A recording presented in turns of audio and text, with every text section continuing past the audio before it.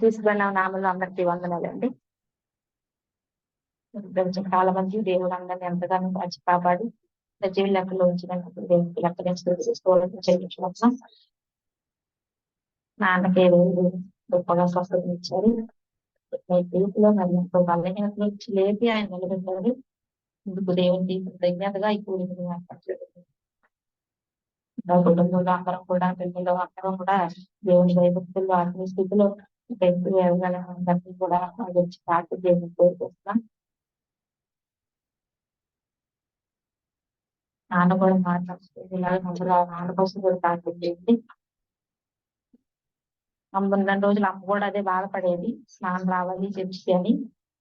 ఎందుకో దేవుడి అమ్మది మరి ఏ విధంగా ఉందో మనకి తెలియదు. ప్రతి కూడా ఆయన చెప్పానుసారి జరగాలని అందరూ కూడా ప్రార్థన చేయండి. 2005లో మనాన్ని మేము మా కుటుంబంలో వచ్చింది. వర్తమానాన్ని తెలుసుకున్నప్పటి నుండి ఇప్పటి వరకు ఎక్కడ ఆగిపోకుండా ఆయన నామంలోనే మరి ఉంటున్నాం. ఎన్నో సమస్యలు శోధనలు వచ్చినా కూడా ప్రభు ఎప్పుడు మమ్మల్ని విడిచిపెట్టలేదు, మేము ఎప్పుడు కూడా ప్రభుని విడిచిపెట్టలేదు. ఇప్పుడు మా వెన్నంటే ఉండి ఆయన నడిపిస్తూ వస్తున్నారు. ఎన్నో సమస్యలు వచ్చినా కూడా వాటిని జయించే విశ్వాసాన్ని ఇచ్చి నడిపిస్తూ దేవుడు నడిపించే విధానానికి దేవునికి వందనాలు చెల్లించుకుంటాం. ఆయన శరీరధారిగా వచ్చినప్పుడు ఈ లోకంలో ఎన్నో శోధనలు సమస్యలు అనుభవించి వాటిని జయించి ఆయన ఏ విధంగా వెళ్ళారో ఆయన పిల్లలమైన మనం కూడా వాటిని జయించడానికే దేవుడు మనం వాటిని అనుమతిస్తున్నారు. మనం కూడా వాటిని జయించి ఆయన పిల్లలలాగా ఆయనలో మనం వాటిని జయించి వెళ్ళాలని కోరుకుంటున్నాం. ఎన్నో 2009లో థామస్ గారు చనిపోయిన తర్వాత ఎంతో దాదాపు ఒక్కొక్కరు ఒక్కొక్క ప్రత్యక్షతతో మా దగ్గరికి వచ్చారు. శేఖర్ బ్రదరు, యువ బ్రదరు, జాన్ గుణ బ్రదర్ ఒక్కొక్కళ్ళు ఒక్కొక్క ప్రత్యక్షత తీసుకొని వచ్చారు. తాతని ఏదో ఒక విధంగా వాక్యం నుంచి తప్పించాలని ఎన్ని ప్రయత్నాలు చేసినా కూడా అసలు ఎప్పుడు వాక్య విషయంలో కూడా మేము ఎప్పుడు ఏ గలిబిలి చెందలేదు. ఎందుకంటే దేవుడు మమ్మల్ని ఆయన విడిచిపెట్టడు, ఎప్పుడు కూడా ఆయన మమ్మల్ని సత్యంలోనే నడిపిస్తాడని మేము నమ్మాము. ఆ విధంగానే దేవుడు మమ్మల్ని నడిపించారు. వారు తెచ్చిన ఒక్కొక్క ప్రత్యక్షతలో నిజమైన ప్రత్యక్షణ దేవుడు మాకు ఇచ్చి నడిపించారు. దాన్ని బట్టి దేవుడికి వేలాది వందనాలు స్తోత్రాలు.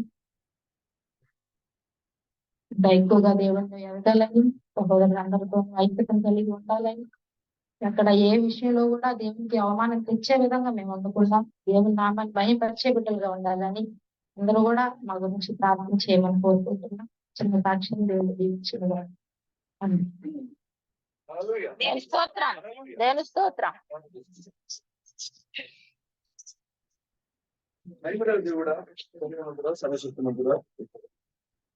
ఈ ఘనమైన ఉత్తమైన నామానికి వందనాలు స్తోత్రములు.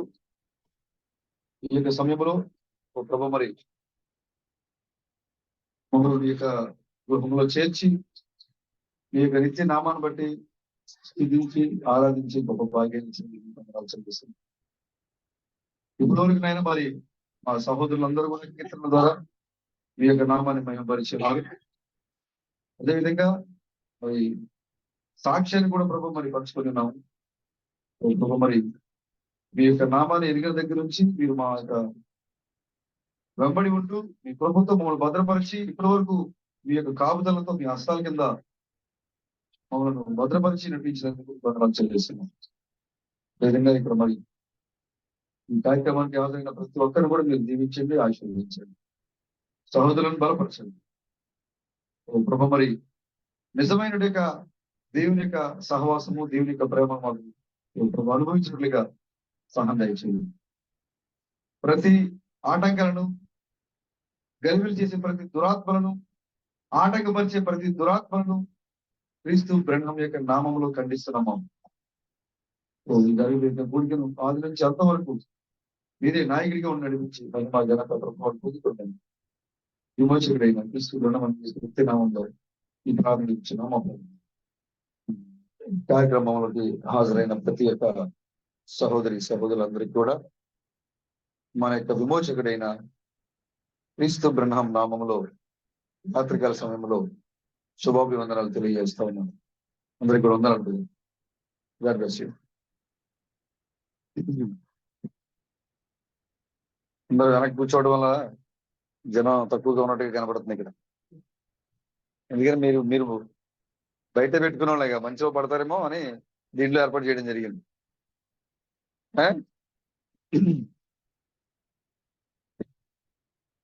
దేవునికి స్తోత్రం కలుగును గాక. హల్లెలూయా, హల్లెలూయా, హల్లెలూయా.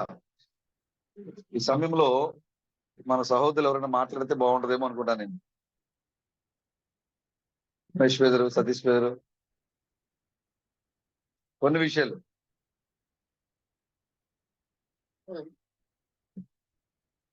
ముందుగా రమేష్ పేరు వచ్చి కొన్ని విషయాలు మాట్లాడతారు.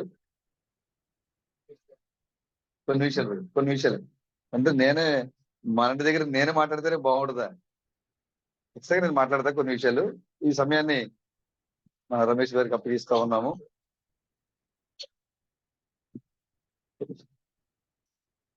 తర్వాత సతీష్ గారు కూడా వస్తారు.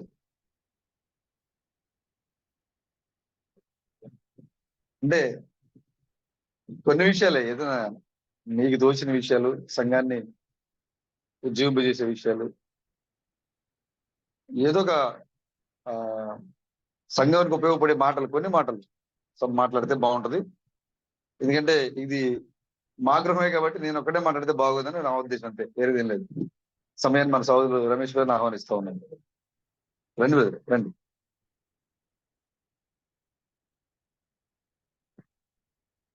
వస్తారు, సతీష్ గారు కూడా వస్తారు.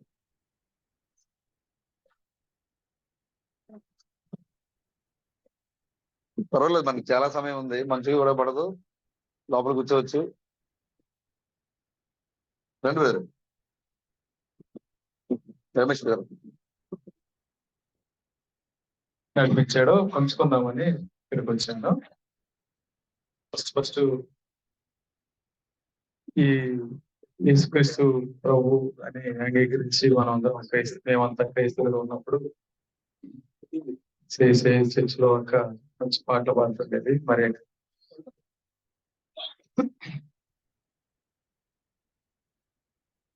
తర్వాత యేసుక్రీస్తు నామంలోనే బాప్తీసం తీసుకోవాలి. ఇప్పుడు ఒక ఏలియా అన్నాడు, ఒక ప్రవక్త ఉన్నాడు, ఆయన ఎవరు కాదు, బ్రహ్మం గాడు.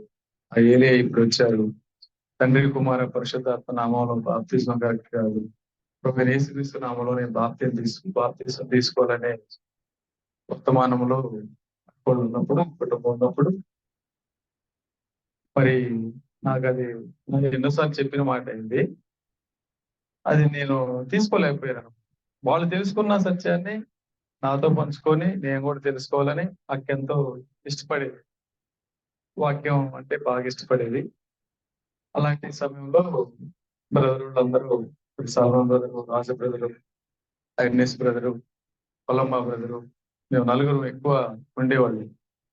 ఇక్కడ చిన్నప్పటి నుంచి ఇక్కడికి వచ్చేటప్పుడు మాకు తెలిసి తెలియని వయసులోనే బ్రదరు పందర్లు వేయటం, చర్చి పెట్టడం, తర్వాత పాటలు రాబీయటం, సండే స్కూల్ లాగా కొన్ని దేవుని మాటలు చిన్నప్పటి నుంచే, బాల్యం నుంచే దేవుడు సోదరుని ఆ విధంగా మరి ఉంచడం, ప్రతిసారి దేవుడు సోదరుడితో వాక్యం సోదరుడితో పంచుకోవడం.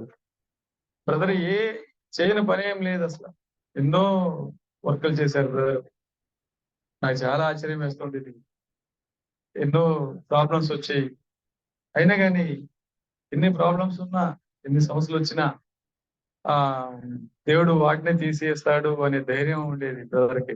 చాలా ధైర్యంగా ఉండేవాళ్ళు బ్రదర్. అలాంటి ఉన్న పరిస్థితుల్లో ఈ వాక్యం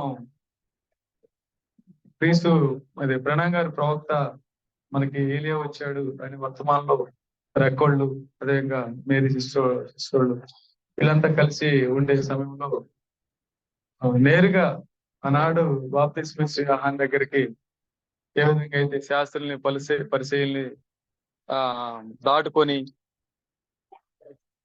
వాక్యం యోహాను దగ్గరికి వచ్చిందో, అదేవిధంగా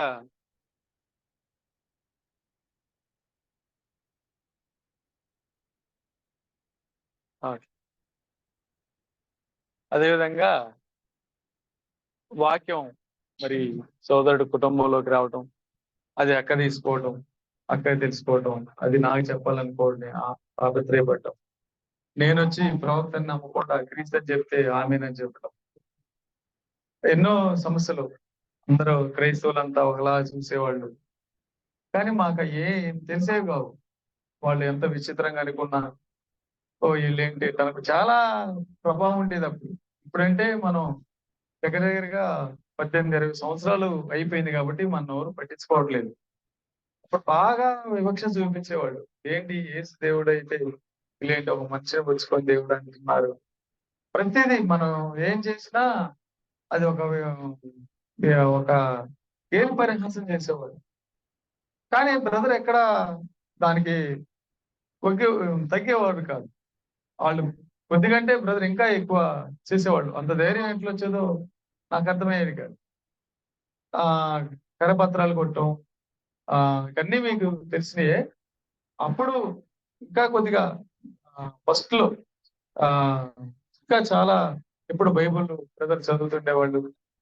చాలా విషయాలు మా చిన్న వయసులో మేమిద్దరం సైకిల్ వేసుకొని అటు చెరువు కట్టుకెళ్ళి అటు ఎర్రకాలంకి వెళ్ళి అది బ్రదర్ ఇది brother అనే వాక్యం పంచుకోవటం, అవసరమైన విషయాల కన్నా ఎక్కువగా వాక్యాన్ని పంచుకోవడం. దేవుడితో నా జర్నీ, దేవుడు అట్లా మంచి సహోదరుని నాకు ఇచ్చేసాడు. ఇలాంటి గొప్ప సహోదరుడు మన మధ్యలో ఉండడం చాలా ధన్యులం ఒక విధంగా. ఎందుకంటే ప్రభు మార్గాన్ని చూపించి ప్రభు మార్గంలో నడిపించే సహోదరులు ఎప్పుడు వాళ్ళ స్థానం గొప్పగా ఉంటది.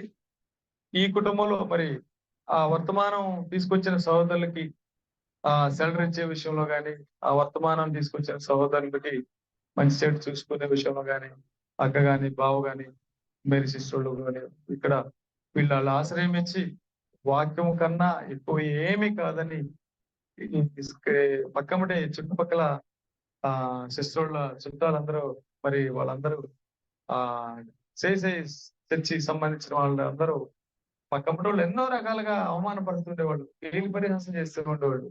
అది వర్ణించలేము, ఆ మాటలు చెప్పలేము. అది ఒకలాగా అనుకునేవాళ్ళు. ఏంటి వీళ్ళు ఇంత వెర్రిగా ఉన్నారేంటి, మనిషిని పుచ్చుకొని దేవుడు అంటున్నారేంటి. ఏదైనా జరిగితే వాళ్ళ చర్చిలో ఇది చేశారంట, అది చేశారంట అని ఎక్కువ వాళ్ళ చర్చిలో చెప్పుకోవడం. అది కొద్దిగా బాధగా అనిపించేది. కానీ ఎప్పుడూ తగ్గిపోలేదు. ఎన్నో సమస్యలు వచ్చినాయి. ఈ ఈ ఆ నేను అనుకునేవాడిని ఈ వారం చర్చ ఉండదేమోలే అనుకునే ఎంత విపత్తులు వచ్చాయి సంఘానికి.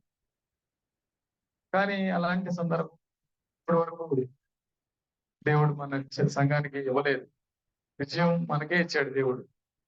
సాతానికి అవమానం కలిగేటట్టుగా ఖచ్చితంగా దేవుడు మనతో పాటు ఉండి, ఖచ్చితంగా దేవుడు ఇప్పటి వరకు తన కృపలో మన భద్రపరుస్తూ, మరి అత్యున్నతమైన సంఘం అంటే ఏంటి, ఆ ప్రేమ, ఆ సహవాసం అనుభవించే మనకు మాత్రమే అది తెలిసే విధంగా మరి సహోదరుడి ద్వారా, మరి కుటుంబం ద్వారా, మరి అదేవిధంగా మరి తన వాక్యాన్ని తెలుసుకున్న సంఘం ద్వారా రుజువుపరుస్తున్నారు. మనం ఈ ప్రాంతంలో సామాన్యంగా ఉండొచ్చు, అతి సామాన్యంగా ఉండొచ్చు, మన ఎవరు పట్టించుకోకపోవచ్చు. కానీ మన పక్షాన దేవుడి నుండి ఆయన కృపలో మనం భద్రపరిచి ఆయన ప్రణాళికను నెరవేర్చడానికి మనం ఎన్నుకున్నారు. ఈ 18 సంవత్సరాల చరిత్రలో జర్నీలో ఎన్ని సమస్యలు వచ్చినా, ఎన్ని బాధలు వచ్చినా, ఎన్ని ఒడిదుడుకులు వచ్చినా అన్నిటినీ జయించి ఆ గొప్ప ఎత్తబాటుకు దగ్గరికి తీసుకొచ్చిన దేవునికి స్తోత్రం కలగాలని, మరింతగా ఆయన్ని మయంపరచాలని వారి సోదరు చెప్పిన సాక్ష్యం మీరు వింటున్నారు. ఎన్నో ఇబ్బందులు వచ్చి, ఎన్నో సమస్యలు వచ్చి, దేనికి దేనికి దేనికి ఎంత సమస్య వచ్చినా అది చిన్నగా అట్లా పెద్ద గాలి వచ్చి ఆగిపోయి వెళ్ళిపోయే విధంగా ఆ విపత్తు రాకుండా సంఘాన్ని ఆయన కాపాడుకుంటూ వచ్చారు.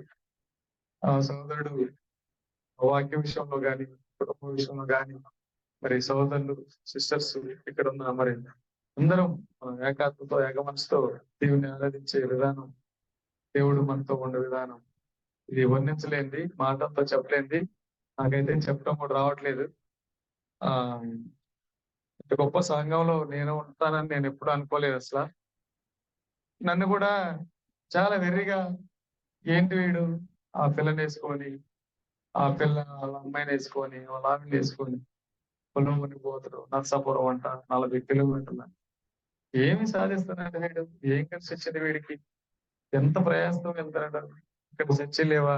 ఎన్నో రకాలుగా నన్ను కుంగదీయాలని, ఈ సత్యంలో నేను నడవకుండా ఆపాలని ఎన్నో ప్రయత్నాలు, ఎన్నో సూటిబుడ్డ మాటలు అక్కడ మరీ ఇబ్బంది పెట్టేవాడు.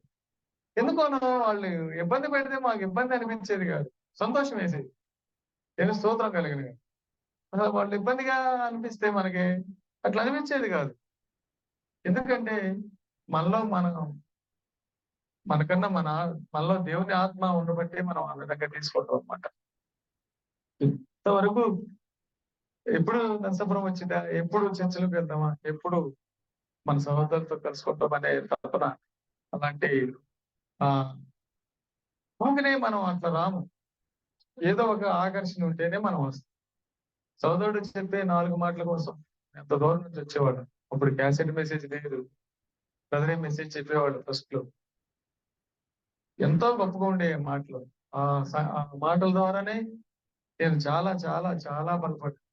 సోదరుడు చెప్పే మాటలు, సోదరుడు సంఘంలో చెప్పే వర్తమానం, ఇప్పుడు సోదరుడు చేసే పనులు, ప్రణం గారు ఏం చేసేవాళ్ళు, థామస్ గారు ఏం చెప్పేవాళ్ళు, ఎవరు ఏమనుకున్నా దేవుడే ముందు కనపడాలి, దేవుడే మనం మహిమపరచాలి అని ఆ ఇంటి ముందు బ్యానర్లు కట్టే విషయంలో కానీ, ఫ్లెక్సీలు కట్టే విషయంలో కానీ, ఒకరికన్నా సువార్త చెప్పే విషయంలో కానీ, అట్లా దేవుణ్ణి హెచ్చించే విషయంలో, దేవుణ్ణి గణపరిచే విషయంలో సోదరుడు ఎక్కడ ఎక్కడ ఎక్కడ వెనకాడకుండా ఇప్పటి వరకు స్టిల్ ఆయనకి ఆరోగ్యం సహకరించకపోయినా మరి మరి ఎలాంటి మళ్ళీ నేను ఆశ్చర్యపోయేవాడిని. నాకే షుగర్ లేదు, నాకు బీపీ లేదు, నాకు జ్వరం లేదు, ఏం లేదు. నేను ఓ రోజు సాయంత్రం పనికి వెళ్ళి వచ్చేసరికి కలిసిపోయి చర్చికి వెళ్ళాలంటే బతికిస్తూ ఉండేవాడిని. బ్రదరు 300 షుగర్ ఉన్నా, జ్వరం వచ్చినా, జ్వరం తగ్గకపోయినా, ఎక్కడ ప్రార్థన అన్నా ఎంతో మెసేజ్ మళ్ళీ చూసుకోవటం మామూలుగా ఉండేవాళ్ళు. చాలా ఆశ్చర్యం వేసేది నాకు. నేను తట్టుకోలేక ఒక రోజు బ్రదర్ని అడిగేశాను, ఏంటి బ్రదరు ఎంత బలహీన, నేను ఊరికి అలసిపోతున్నా, ఇట్లా కూర్చోలేకపోతున్నా, లేకపోతే ఏ విధంగా ఉంటున్నా, మీరు నిద్ర సరిగా పోరు, వాక్యం చెప్తుంటారు, ఎన్నో గంటలైనా అలసిపోకుండా వాక్యం చెప్తుంటారు, ఆరోగ్యం సహకరించకపోయినప్పటికీ ఎట్లా సాధ్యం బ్రదర్ అంటే ఒక నవ్వు వదిలేసాడు. దానికి అర్థం ఏంటో నాకు తెలియలేదు. దేవుడు అలాంటి శక్తిని సహోదరుడికి ఇచ్చి, మరి సంఘానికి ఇంత ఆత్మీయ ఆహారం ఇచ్చి, మరి ఈ కుటుంబం ద్వారా మరి సంఘానికి మరింతగా మరింతగా మరింతగా మన సత్యమైన మార్గంలో నడపడానికి ఈ కుటుంబం ఒక పునాదిలాగా దేవుడు ఎన్నుకున్న విధానం బట్టి దేవుడికి మహిమ. అదేవిధంగా సోదరులు మీరు శిష్యుడు కూడా దీనికి ఎంతో ఎంతో ఎంతో సహకరించి అప్పుడు ఆ పాత రోజులన్నీ మనం గుర్తు తెచ్చుకుంటే చాలా సంతోషకరమైన రోజులు అనమాట ఇవి. మాకు ఇప్పుడు మనం ఈ కూడికే కూర్చుంటాము. అప్పుడు కూడిక లేదు, లేకపోతే వాళ్ళ ఇంట్లో ప్రార్థన లేదు, ఆదివారం అని లేదు. కొత్తగా మేము సల్మన్ బ్రదరు మేము అందరం ఖాళీగా ఉండేవాళ్ళం. నేను ఒక్కడే పనికి వెళ్ళేవాడిని మా బ్యాచ్. ఎక్కడ అప్పుడు పేర్లు రాపించేవాడు బ్రదర్. అప్పుడు అంటే ఆర్థికంగా పెద్ద ఉండకపోయేది.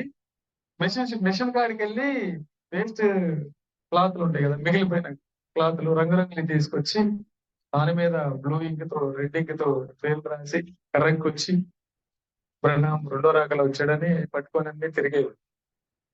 బ్లూలో పేకాలు వేసి ఆ స్కూల్ కాడ ఈ స్కూల్ కాడ తీసుకెళ్లి 2వ రాకలు జరిగింది అని బ్రదర్ దగ్గర నుండి పేర్లు రాయించేవాడు. ఎంతో ప్రయాసం లాగుండేది అది, కానీ చాలా సంతోషంగా ఉండేది. ఎవరు పట్టే ఒకలాగా చూస్తుండేవాళ్ళు, అయినా సంతోషంగా ఉండేది. దేవుడు అలాంటి ఆత్మను, అలాంటి ఆ వాక్య పరిచయం చేసే గొప్ప భాగ్యాన్ని మనకివ్వడం. ఎందుకంటే ఏది ఊపినే రాదు. మనం ఈ లోకంలో ఏది కలిగి ఉండాలన్నా ఎంతో కొంత కష్టపడాల్సి. మరి పరలోకం వెళ్ళాలంటే, నిత్యం జీవించి ఉండాలంటే ఎంతగా కష్టపడాలి. అలాంటి కష్టం పడుతున్నాం కానీ కష్టం విలువ, అదే కష్టాన్ని కష్టంగా లేకుండా అది ఇష్టంగా మనం చేస్తున్నాం కాబట్టి ఆ కష్టంలాగా ఉండేది కాదు. సంతోషంతో ఆ పని చేయడానికి ఎంత ఎవరు అసలు సహోదరులందరూ మా మధ్యలో మళ్ళీ బ్రదర్ ఉండేవాడు, నిజమైన బ్రదరు. ఆ బ్రదర్ కూడా మాతో కలిసిపోయి ఎంతో మెసేజ్ చెప్పేవాళ్ళు. నన్ను ఎక్కువగా బలపరచడానికి సోదరుడు, అక్క, మళ్ళీ సహోదరులు వీళ్ళందరూ చాలా చాలా చాలా బలపరిచారు. అవన్నీ నేను మర్చిపోలేను. అవన్నీ పంచుకుందామని మీ ముందు నిలబడ్డాను. అది ఒక మాటతో చెప్పేది కాదు. ఆ అనుభవాలు చెప్పడానికి ఇప్పుడు మాటలు కూడా లేవు. సహోదరుని దేవుడు ఆ విధంగా ఎన్నుకొని ఈ ప్రాంతంలో ఎంతో మంది పాస్టర్లు ఎన్నో రకాలుగా తిట్టారు బ్రదర్. చింతలపూడిలో అయితే పక్క లాక్కుపోయి ఇష్టం వచ్చినట్టు మాట్లాడేవారు. ఫేస్బుక్ లో అయితే ఈ మాటలు చెప్పుకోవడానికి కూడా మాటలు రావు, చెప్పలేము. మనం మాట్లాడలేము, మన పెదవులు అలాంటి మాటలు పలకలేదు అసలు. అయినా గొప్ప వాక్యాన్ని దేవుడు సోదరుడు ద్వారా దేవుడికి మన ఏమిటో మనం చాలా ధన్యులమై ఉన్నాం. మన ఉద్యోగం సోదరుడు దేవుడు ఉంచాలని, కుటుంబాన్ని, బిడ్డలు, మన సోదరుల సంబంధికులందరినీ కలిసి ప్రార్థన చేద్దాం. ఈ మాటలు దీవించు. సహోదరులు మరలా మన యొక్క గతంలో దేవుని యొక్క కృపతో ఆయన యొక్క బలముతో చేసిన పరిచర్ని మరి సహోదరులు గుర్తు చేసినందుకు ప్రత్యేకంగా బ్రదర్ కి నేను వందనాలు తెలియజేస్తున్నాను. Thank you brother, God bless you. నిజంగా చాలా మరపురాని సంఘటనలు, అనేక విషయాలు, ఎంత మరి ఇబ్బందులు అయినప్పటికీ కూడా మరి ప్రభు ఆ వాక్యాన్ని విడిచిపెట్టకుండా, పడిపోకుండా, ఎక్కడ కూడా వెనకడుగు వేయకుండా ఎప్పటికప్పుడు తన కృపతో మనల్ని నడిపిస్తూ మరి ఈ సమయం వరకు ప్రభు మనల్ని తన యొక్క ఆత్మతో నింపి వెన్నంటే ఉండి నడిపిస్తున్నందుకు ఆ గొప్ప దేవునికి ఇప్పుడు ఎల్లప్పుడూ నిత్యము స్తోత్రములు కలుగును గాక. హల్లెలూయా, హల్లెలూయా.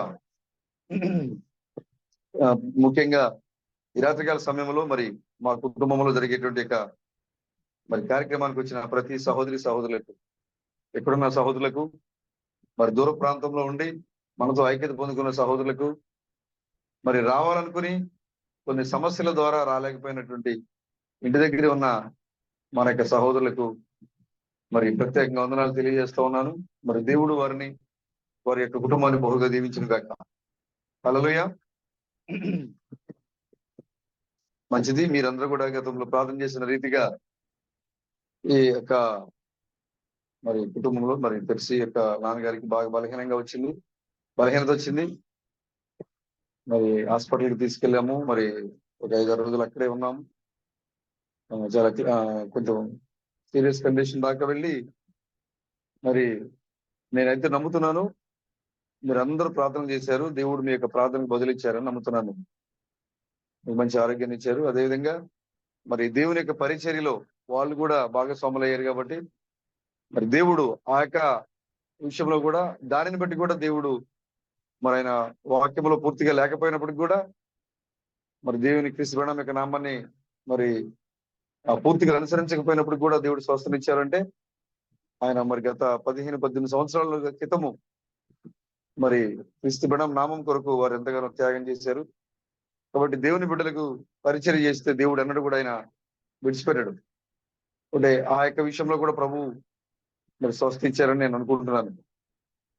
ఏ విషయమైతేనే మీ ప్రార్థనలు, వారు చేసిన పరిచర్య ఏదైతేనే ఆయనకి మంచి ఆరోగ్యాన్ని ఇచ్చారు ప్రభు. అందుని బట్టి ప్రభుకి స్తోత్రము.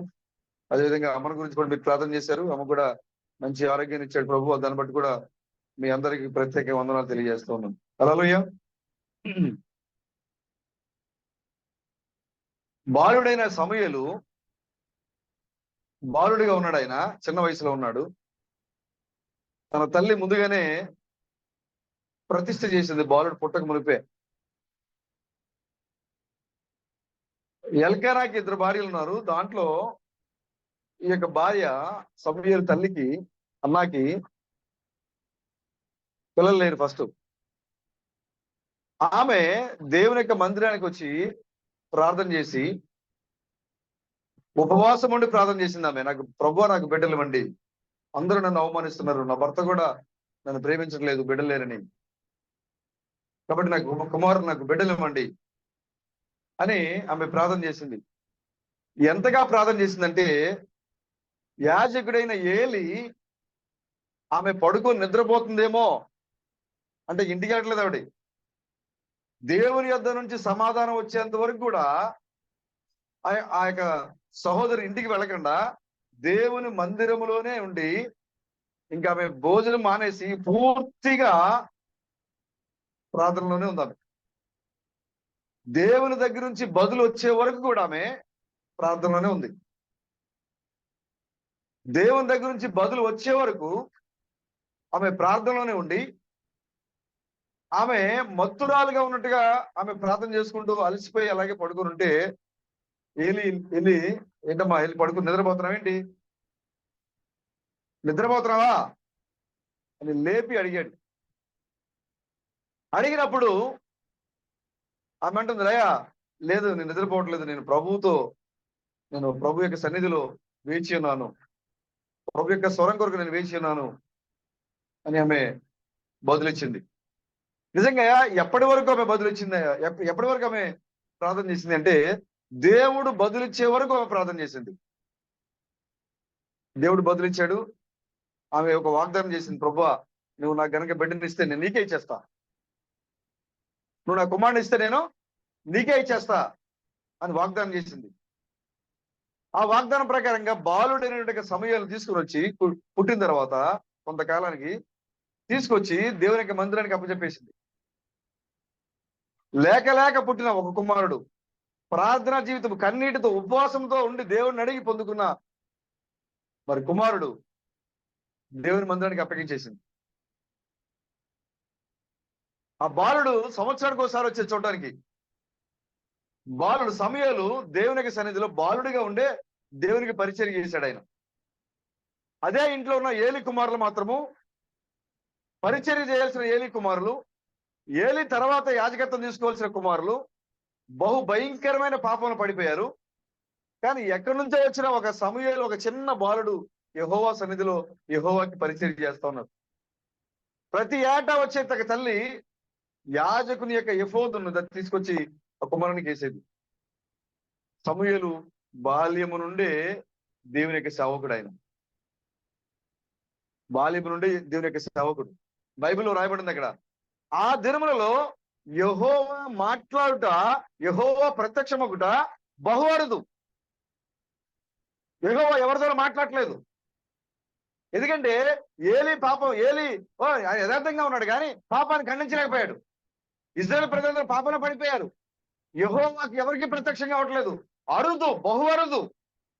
దేవుడు ఎవరితో మాట్లాడట్లేదు.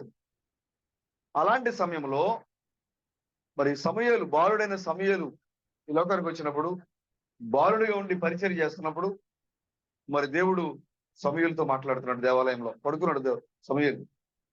ఆ కాలపు యొక్క యాజకుడు ఏలికి బాగా వయసు వచ్చేసింది, దృష్టి మందగించింది, కళ్ళు కనబడటం లేదు. ఆయన ఆ మందిరం బయట పడుకున్నాడు. ఆయన ఈ యొక్క బాలుడు మందిరం లోపల పడుకున్నాడు. దేవుడు పిలిచాడు ఏలిని, సమూయేలుని. దేవుడు సమూయేలు పిలిచి సమూయేలు అని పిలిచాడు. సమూయేలు అనుకున్నాడు బయట పడుకున్నటువంటి ఏలి పిలిచాడేమో అనుకుని బయటకు వచ్చాడు. అయ్యా పిలిచారా అని అడిగాడు. అబ్బాయి నేను పిలవలేదయ్యా అన్నాడు ఆయన. మళ్ళీ వెళ్ళి పడుకున్నాడు. మళ్ళీ రెండోసారి మరలా ప్రభు యెహోవా స్వరము సమూయేలుకి వినబడుతుంది. ఆ రోజుల్లో చాలా అరుదు యెహోవా వాక్కు రావడం, చాలా అరుదు. అలాంటి సమయంలో రెండవసారి మరలా యెహోవా స్వరము సమూయేలుని పిలిచింది. ఈ ఫ్యాన్ అభివృద్ధి చాలా అరుదు. మరలా రెండోసారి యెహోవా స్వరం వినబడింది. సమూయేలు అని పిలిచింది. వెంటనే మళ్ళా సమూయేలు లేచి పెట్టుకొచ్చాడు ఏలి దగ్గరికి. అయ్యా పిలిచారా అని అడిగాడు. ఏలి అన్నాడు, అయ్యా లేదయ్యా నేను పిలవలేదు నేను అన్నాడు ఆయన. మళ్ళీ వెళ్ళి పడుకున్నాడు. మళ్ళీ మూడోసారి వెళ్ళాడు ఆయన. మళ్ళీ మూడోసారి వెళ్ళి పడుకున్నాడు ఆయన. పడుకుంటే మరలా స్వరం వినబడింది. మరలా బయటకు వచ్చాడు. మరలా బయటకు వచ్చి ఎవరిని అడుగుతున్నాడు ఆయన? ఏలిని అడుగుతున్నాడు, అయ్యా నన్ను పిలిచారా అని. ఏలి ఉన్నాడు, నేను పిలవలేదయ్యా. కానీ ఏలికి అర్థమైంది పిలిచేది మనుషులు కాదు, పిలిచేది మనుషులు కాదు, ఈ బాలుడితో యెహోవా మాట్లాడుతున్నాడు, యెహోవా పిలుస్తున్నాడు అని హల్లెలూయా. Praise lord. అప్పుడు ఏలీ అన్నారు, అయ్యా ఈసారి నీకు ఆ స్వరం వినబడితే, నీకు ఈసారి ఆ స్వరం వినబడితే చిత్తం ప్రభువా, చిత్తం ప్రభువా, ఆజ్ఞాపించండి, నీ దాసుడు సిద్ధంగా ఉన్నాడు అన్నాడు. ఎన్నోసారి 3 సార్లు పిలిచాడు కానీ స్వరము సమూయేలుకి అర్థం కాల, స్వరం అక్కడ ఉన్న వారికి అర్థం కాల. ఇప్పుడు నాలుగోసారి ఎప్పుడైతే మరలా వెళ్ళి పడుకున్నాడో సమూయేలు, నాలుగోసారి పడుకునేసరికి మరలా స్వరం వినబడుతోంది, సమూయేలు. ఇప్పుడు వెంటనే బాలుడు లేచి ఉన్నాడు, ప్రభువా, చిత్తం ప్రభువా, నీ కుమారుడు సిద్ధంగా ఉన్నాడు, ఆజ్ఞాపించండి. చూసారా, యెహోవా స్వరము సమూయేలుకి 3 సార్లు అర్థం కాలేదు, 4వసారి అర్థమైంది సమూయేలుకి. సమూయేలు అనగా దేవుని యొక్క, నిజంగా దేవుని యొక్క చేత ఎన్నిక చేయబడిన ప్రవక్త. బాల్య వయసు నుండే దేవుని యొక్క సన్నిధిలో దేవుని యొక్క పరిచయం చేసిన కుమారుడు, బాలుడు. ఈ యొక్క సమూయేలు 3 సార్లు యెహోవా స్వరాన్ని కనిపెట్టలేకపోయాడు, కానీ 4వసారి ఏలీ ద్వారా యెహోవా స్వరాన్ని కనిపెట్టాడు. చిత్తం ప్రభువా, నీ కుమారుడు సిద్ధంగా ఉన్నాడు, ఆజ్ఞాపించండి. హల్లెలూయా. ఈ లోకానికి దేవుని యొక్క స్వరము 3 సార్లు ఈ లోకానికి వచ్చింది, కానీ ఆ స్వరము అర్థం కాలేదు. దేవుడు మూడు విధాలుగా తన కార్యాన్ని చేశాడు, ఇక్కడ అర్థం కాలేదు. కానీ నాలుగోసారి మాట్లాడుతున్నప్పుడు ఎవరైతే సమూయేలు ఉన్నారో ఆ సమూయేలు యెహోవా స్వరాన్ని వింటున్నారు. హల్లెలూయా. ఈ రాత్రికాల సమయంలో 3 సార్లు కోల్పోయిన సమూయేలు 4వసారి యెహోవాతో అంటున్నాడు, ప్రభువా, నీ కుమారుడు సిద్ధంగా ఉన్నాడు, చెప్పండి, ఆజ్ఞాపించండి. హల్లెలూయా. ప్రభుకి స్తోత్రం కలుగాక. 4వ వర్తమానికుడైనటువంటి క్రీస్తు థామస్ యొక్క మార్గములో ఇప్పుడు సమూయేలు అందరూ కూడా యెహోవా స్వరాన్ని నేరుగా వింటున్నారు. ఎందుకంటే ఈ యొక్క కాలంలో దేవుడు మాట్లాడేది కేవలము సమూయేలుతో మాత్రమే. బైబిల్లో రాయబడి ఉంది, ఆ దినములలో యెహోవా ప్రత్యక్షమగుట అరుదు. ఎందుకంటే పాపం నిండిపోయింది, ఎవరితో మాట్లాడడానికి ఆయనకి ఇష్టం లేదు. కానీ బాలుడైన సమూయేలుతో మాట్లాడడానికి ఆయనకి ఇష్టమైంది. ఈ లోకమంతా పాపంతో నిండిపోయింది, దేవుడి లోకంతో మాట్లాడడానికి ఆయనకి ఇష్టం లేదు. ఎవరైతే బాల్యము నుండి దేవుని యొక్క సన్నిధిలో పరిచయం చేస్తున్నారో, ఎవరైతే దేవుని కొరకు నిలబడుతున్నారో, ఎవరైతే దేవుని యొక్క నామానికి మహిమకరంగా జీవిస్తున్నారో వారితో మాట్లాడడానికి ప్రభు ఇష్టపడుతున్నాడు. 4వసారి ప్రభు యొక్క స్వరాన్ని ఈ యొక్క సమూయేలు గుర్తుపెట్టాడు. హల్లెలూయా. ఓ, మాతో మాట్లాడిన స్వరము అది ఇక్కడిది కాదు, ఏ దీనిలో కలుగును గాక అని అదే స్వరము ఇప్పుడు మాతో మాట్లాడుతుంది. హల్లెలూయా. కాబట్టి ఈ రాత్రికాల సమయంలో ప్రియమైన సహోదరుడా, సహోదరి, దేవుడు నీకు వినబడే స్వరము ఇది మామూలు స్వరము కాదు. ఇది ఏ దీనిలో కలుగును గాక అని ఏ స్వరం అయితే భూమి ఆకాశాలు సృజించిందో ఆ స్వరము ఇప్పుడు నీతో నాతో మాట్లాడుతూ ఉంది. ఇది 4వసారి సమూయేలు గుర్తుపెట్టాడు. ఇప్పుడు మనము 4వ స్వరాన్ని మనం వింటూ ఉన్నాము, మనం గుర్తుపడుతూ ఉన్నాము. ఇది మనుషుల స్వరం కాదు, ఇది యెహోవా స్వరం అని మనం గుర్తుపెట్టాము. హల్లెలూయా. 4వ జీవ వర్తమానికుని యొక్క స్వరము ఇది మానవ స్వరము కాదు, ఇది దేవుని యొక్క స్వరం అని మనం గుర్తుపెట్టాం. మనం అప్పుడు అంటున్నాడు ప్రభు సమూయేలుతో, చిన్న బాలుడానికి ఏం తెలియదు అసలు. ఆయన ఏమంటున్నాడు, ఇజ్రాయేలు వారికి నేను కార్యం చేయబోతున్నాను, ఇజ్రాయేల్ వారికి నేను కార్యం చేయబోతున్నాను. ఆ కార్యం ఎలా ఉండబోతుందంటే వినువారి చెవులు గింగురమంటాయట. హల్లెలూయా. నేను ఇజ్రాయేల్లో చేయబోయే కార్యం ఎలా ఉంటుంది, ఎవరైతే నేను చేయబోయే కార్యాన్ని వింటారో వారి యొక్క చెవులు ఏమంటాయట, గింగురమంటాయట. ఇజ్రాయేల్లో నేను చేయబోయే కార్యాన్ని మీరు విన్నప్పుడు మీ చెవులు గింగురుమంటాయి. ప్రభు చెప్పినప్పుడు ఆ తర్వాత మీరు చూస్తే దాంట్లో బైబిల్ మీరు ఆ మొదటి సమయంలో మీరు చూస్తే విషయాలన్నీ రాయబడి ఉంటాయి అక్కడ. ఓ వీరువారి చెవులు నేను ఇజ్రాయేల్ దేశంలో చేయబోయే కార్యాన్ని విన్నప్పుడు మీ యొక్క చెవులు గింగురమని శబ్దం వస్తాయి. ఓ ఆ యొక్క శబ్దం ఏంటి అంటే దేవుడు 4వసారి సమయాలతో మాట్లాడిన ఆ యొక్క శబ్దం ఏంటి అంటే మీరు నా మీద తిరుగుబడ్డారు కాబట్టి, తిరుగుబాటు చేశారు కాబట్టి, పాపం చేశారు కాబట్టి ఈ యొక్క దేశం మీదకి నేను శాపాన్ని తీసుకొని రాబోతున్నాను, తీర్పు తీసుకొని రాబోతున్నాను. ఏలి కుటుంబం ఎవరైతే ఉన్నారో వారిలో ఎవరు లేకుండా బొత్తిగా నాశనం అయిపోతారు. 4వ స్వరము సమూయేలుతో మాట్లాడినప్పుడు ఏమైందంటే ఆ యొక్క గింగురం అనే శబ్దం ఏంటి అంటే ఈ లోకానికి తీర్పు రాబోతుంది అనే శబ్దం. ఇప్పుడు ఈ లోకంలో జరుగుతూ ఉంది. ఇప్పుడు అది చెవులు గింగురం అనే యొక్క వార్తలు వింటాం మనం. ఇప్పుడు మంగళవారం ఏం చేసింది తెలుసా ఇజ్రాయేలు? విన్నారా, చూసారా? మంగళవారం మధ్యాహ్నం సమయంలో ఇజ్రాయేల్ ఒకసారిగా ప్రపంచ చరిత్రలో ఏ యొక్క దేశము చేయలేనటువంటి ఆ యొక్క మరి సాంకేతికను ఉపయోగించుకొని ఊహించని రీతిలో శత్రువుల మీద దాడి చేసింది. వాళ్ళెవ్వరు కూడా ఊహించలేదు.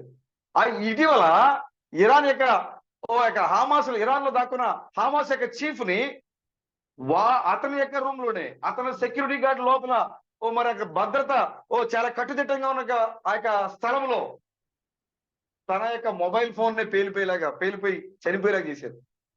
ఎవరంటే ఇజ్రాయెల్ యొక్క ఇంటెలిజెన్స్ వ్యవస్థ మొసాద్. ఇప్పుడు అదే మొసాద్ మళ్ళా ప్రపంచంలోనే చాలా నిఘా వ్యవస్థలో నెంబర్ 1 స్థానంలో ఉంది ఇజ్రాయెల్ యొక్క ఇంటెలిజెన్స్ వ్యవస్థ. వీళ్ళు ఏం చేశారంటే మంగళవారము ఆ యొక్క లెబనాను, ఆ యొక్క సిరియా, దాని మధ్యలో ఉండే ఎవరైతే హిజ్బుల్లా ఉన్నారో, ఇజ్రాయెల్ కి శత్రువులుగా ఉన్నవారు హామాస్, హిజ్బుల్లా, హౌతీ వీళ్ళందరూ కూడా ఉగ్రవాదులుగా మారి ఇజ్రాయెల్ మీద దాడి చేస్తూ ఉంటారు. హామాస్ మీద ఇంచుమించుగా హామాస్ ని ఇజ్రాయెల్ మరి మట్టి కనిపించింది. చాలా వరకు కూడా వాళ్ళు మరి యుద్ధానికి రావడానికి కూడా చాలా మంది భయపడ్డారు. ఇంకా హామాస్ యొక్క కదలికలు తగ్గిపోయినాయి. హిజ్బుల్లా యొక్క కదలికలు ఎక్కువగా ఉన్నాయి. వాళ్ళు తెలివిగా ఏం చేశారంటే ఇజ్రాయెల్ చాలా తెలివి కలిగింది దేశము కాబట్టి వాళ్ళు టెక్నాలజీని వాళ్ళు బాగా ఉపయోగించుకుంటారు. మనము వాళ్ళకంటే తెలివిగా మనం ఉండాలి కాబట్టి మనము సెల్ ఫోన్లు వాడకూడదు. మన కమ్యూనికేషన్ కోసము సెల్ ఫోన్లు వాడకూడదు. మనము సెల్ ఫోన్లు వాడితే వాళ్ళు మన మాటల్ని వాళ్ళు హ్యాక్ చేసి, మన మొబైల్స్ ని హ్యాక్ చేసి మనం ఏం చేస్తున్నామో మన ప్లాన్స్ అని వాళ్ళు కనిపెట్టేస్తారు. కాబట్టి మనం వారికంటే తెలివిగా ఉండాలని వాళ్ళు ఏం చేశారంటే ఈ యొక్క హిజ్బుల్లా టీం ఎవరైతే ఉన్నారో దరిదాపుగా 4000 మంది సభ్యులు వాళ్ళందరూ కలిసి ఏం చేశారంటే తైవాన్ లో ఒక కంపెనీకి ఆర్డర్ ఇచ్చారు. పేజర్ అని. పేజర్ అంటే మన సెల్ ఫోన్ కంటే ముందు వచ్చింది అది. పేజర్ ఇంతే ఉంటుంది. అది దానికి ఒక కంపెనీ ఉంటుంది. ఆ పేజర్ మనం కొనుక్కుంటే కేవలం ఒక టెక్స్ట్ మాత్రమే వస్తాయి. కొన్ని 50 నుంచి 100 లెటర్స్ మాత్రమే దాంట్లో మనం పెట్టుకోవచ్చు. మెయిన్ ఏదైతే ఉందో థీము దానికి సంబంధించిన కొన్ని లెటర్స్ మాత్రమే దాంట్లో టెక్స్ట్ రూపంలో పట్టుకోవచ్చు దాన్ని ఆ పేజర్ లో. ఇవి ఎవరు హ్యాక్ చేయడం కుదరదు. ఎవరి దగ్గర ఉన్నది వాళ్ళకే కుదురుతుంది. మాట్లాడడానికి వైర్లెస్ దానికి సొంత నెట్వర్క్ ఏర్పాటు చేసుకున్నారు వాళ్ళు. హ్యాక్ చేయడం కుదరదు. కాబట్టి ఇజ్రాయెల్ కి ఎట్టి పరిస్థితుల్లో కూడా దొరకకుండా వాళ్ళు మట్టు పెట్టాలంటే మనం సీక్రెట్ గా ఉండాలని వాళ్ళు ఏం చేశారంటే పేజర్లను ఏర్పాటు చేశారు. దానికి తైవాన్ లో ఉన్న ఒక కంపెనీకి ఆర్డర్ ఇచ్చారు. మాకు 5000 పేజర్లు కావాలి ఆర్డర్ ఇచ్చారు. ఈ విషయాన్ని తెలుసుకున్నటువంటి ఈ యొక్క మొసాద్, ఇజ్రాయెల్ యొక్క ఇంటెలిజెన్స్ వ్యవస్థ, వీళ్ళు ఎవరైతే తైవాన్ కంపెనీకి పేజర్లు కావాలని చెప్పి ఆర్డర్ ఇచ్చారో మరి వాళ్ళని భయపెట్టారో, డబ్బులు ఇచ్చారో, ఏం చేశారో తెలియదు. కానీ ఆ యొక్క తైవాన్ లో వీళ్ళకి పేజీలు తయారు చేసి ఇచ్చేటువంటి ఆ కంపెనీతో టైప్ అయ్యి ఆ పేజర్ లో ఉన్నటువంటి బ్యాటరీలో, లిథియం బ్యాటరీలో 1 నుంచి 3 గ్రాముల పేలుడు పదార్థాలు ముందుగానే అమర్చి దాంట్లో ఆ బ్యాటరీలో ఇమిడ్చి పెట్టేసేసి 5000 పేజీలకి 4000 పేజీలు డెలివరీ ఇచ్చేసారు. చూడండి ఎంత నెట్వర్క్ ఉపయోగిస్తే దీన్ని చేయగలుగుతాం. వాళ్ళు ఎవరికైతే ఆర్డర్ ఇచ్చారో వాళ్ళనే వాళ్ళు ఆధీనంలో తీసుకున్నారు. వాళ్ళు భయపెట్టారో, డబ్బులు ఇచ్చారో, ఏం చేశారో తెలియదు. ఇప్పటికి కూడా తెలియదు. అది తైవాన్ కంపెనీ, తైవాన్ లో ఉంది ఆ కంపెనీ. వాళ్ళతో మాట్లాడి వీళ్ళు ఆర్డర్ చేశారు, ఆ కంపెనీని వీళ్ళకి తెలియకుండా వీళ్ళని కనెక్ట్ అయ్యారు. కనెక్ట్ అయ్యి వాళ్ళతో మాట్లాడి 5,000 పేజర్లకి 4,000 పేజర్లు డెలివరీ ఇచ్చారు. దాంట్లో 1 గ్రాము నుండి 3 గ్రాముల వరకు లిథియం బ్యాటరీలో పేలుడు పదార్థాలు ఉంచారు ముందుగానే. ఆ పేజీలు 4,000 పేజీల డెలివరీ అయిపోయినాయి. ఎవరి దగ్గర ఉన్నాయంటే హిజ్బుల్లా, ఇజ్రాయేల్కి ఎవరైతే శత్రువులు ఉన్నారో వారందరూ ఇజ్రాయేల్ నాశనం చేయడానికి ఎవరెవరైతే ప్లాన్ చేస్తూ ఉంటారో, సహకరిస్తూ ఉంటారో, అవసరంలో ఆర్థికంగా సపోర్ట్ చేస్తూ ఉంటారో వారందరి దగ్గర 4,000 పేజీల్లో పెట్టారు. అందరి దగ్గర ఉన్నాయి. అందరూ చక్కగా కొంతమంది బెల్ట్కి పెట్టుకున్నారు, ఇప్పుడు నేను పెట్టుకున్నట్టుగా వాకి టాకీలాగా ఇలా బెల్ట్కి పెట్టుకున్నారు, కొంతమంది పాకెట్లు వేసుకున్నారు, ప్యాంట్ పాకెట్లు వేసుకున్నారు, కొంతమంది చేతులతో పట్టుకున్నారు. ఇలా కొన్ని రోజులు వాడారు దాన్ని. దాన్ని ఏం చేశారంటే ఇజ్రాయెల్ యొక్క మొసాదు వాళ్ళందరి దగ్గర ఉన్నటువంటి పేజర్లో ఎప్పుడైతే ఉన్నాయని తెలుసుకున్నారో, అందరికి అందుకని తెలుసుకున్నారో, వాళ్ళ పేజర్లు వాడి వాళ్ళ యొక్క సొంత నెట్వర్క్ ని వాళ్ళు హ్యాక్ చేశారు.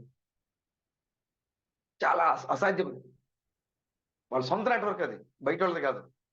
వాళ్ళ సొంత నెట్వర్క్ ని హ్యాక్ చేశారు. హ్యాక్ చేసి దానికి ఒక కోడ్ పంపించారు. ఆ సర్వర్ ద్వారా వాళ్ళకి ఒక సీక్రెట్ కోడ్ పంపించారు. ఆ సీక్రెట్ కోడ్ పంపడం వల్ల ఏమవుతుందంటే వాళ్ళ పేజర్లకి ఆ బ్యాటరీలో ఆల్రెడీ ముందుగానే పెట్టుకున్నటువంటి లిథియం బ్యాటరీలో పెట్టిన పేలుడు పదార్థం ఏదైతే ఉందో ఆ యొక్క బ్యాటరీ, ఈ యొక్క సీక్రెట్ కోడ్ ఏం చేస్తుందంటే ఆ యొక్క పేజర్ ని హ్యాక్ చేసి దాంట్లో ఉన్న లిథియం బ్యాటరీని బాగా హీట్ ఎక్కేలాగా చేసిందంట. ఈ తరహా యుద్ధం చేయటం ఎవరి వల్ల బ్రదర్? వీళ్ళు ఎక్కడ కూర్చొని యుద్ధం చేస్తున్నారు? లోపల కూర్చొని కంప్యూటర్ ముందు కూర్చొని యుద్ధం చేస్తున్నారు ఇజ్రాయేల్ ప్రజలు. లోపల బ్యాటరీలో పేలుడు పదార్థం ఉంది. ఆ యొక్క బ్యాటరీని వాళ్ళు పంపించిన సీక్రెట్ కోడ్ ద్వారా బ్యాటరీని హీట్ చేసి ఒకేసారి ఆ యొక్క 4,000 పేజర్లు పేలు చేశారు. చూడండి, వీళ్ళు ఇక్కడే కూర్చున్నారు, ఇజ్రాయెల్లోనే కూర్చున్నారు వీళ్ళు. కానీ అక్కడ లెబనాన్ లో, ఆ యొక్క యమన్ లో, ఆ యొక్క సిరియాలో ఉన్నటువంటి 4,000 మంది ఎవరెవరి దగ్గర అయితే ఇజ్రాయెల్ కి యాంటీగా ఉన్నటువంటి ఆ యొక్క హిజ్బుల్లా ఉగ్రవాదులు లేదా తీవ్రవాదులు లేదా ఆ యొక్క ఇజ్రాయెల్ కి శత్రువులు ఉన్నారో వారు నడువులో పెట్టుకున్న వాళ్ళు, పాకెట్లో పెట్టుకున్న వాళ్ళు, చేతుల్లో పట్టుకున్న వాళ్ళు ఈ యొక్క పేజర్ ఒక్కసారిగా పేలిపోవడం వల్ల, ఇక్కడ పెట్టుకున్నప్పుడు ఏమైందంటే పేలిపోవడం వల్ల ఈ భాగం అంతా కూడా డ్యామేజ్ అయిపోయింది. దరిదాపుగా స్పాట్ లో 11 మంది చనిపోయారు. ఇప్పటికి 200 మంది ఆ పరిస్థితి ఆందోళనకరంగా ఉందని డాక్టర్లు చెప్తున్నారు. మాక్సిమం అందరూ చనిపోతారని చెప్తున్నారు. కారణం ఏంటంటే ఆ యొక్క బ్యాటరీ ఎవరికీ డ్యామేజ్ లేదు, మళ్ళీ పక్కన ఉన్న వాళ్ళకు కూడా డ్యామేజ్ లేదు.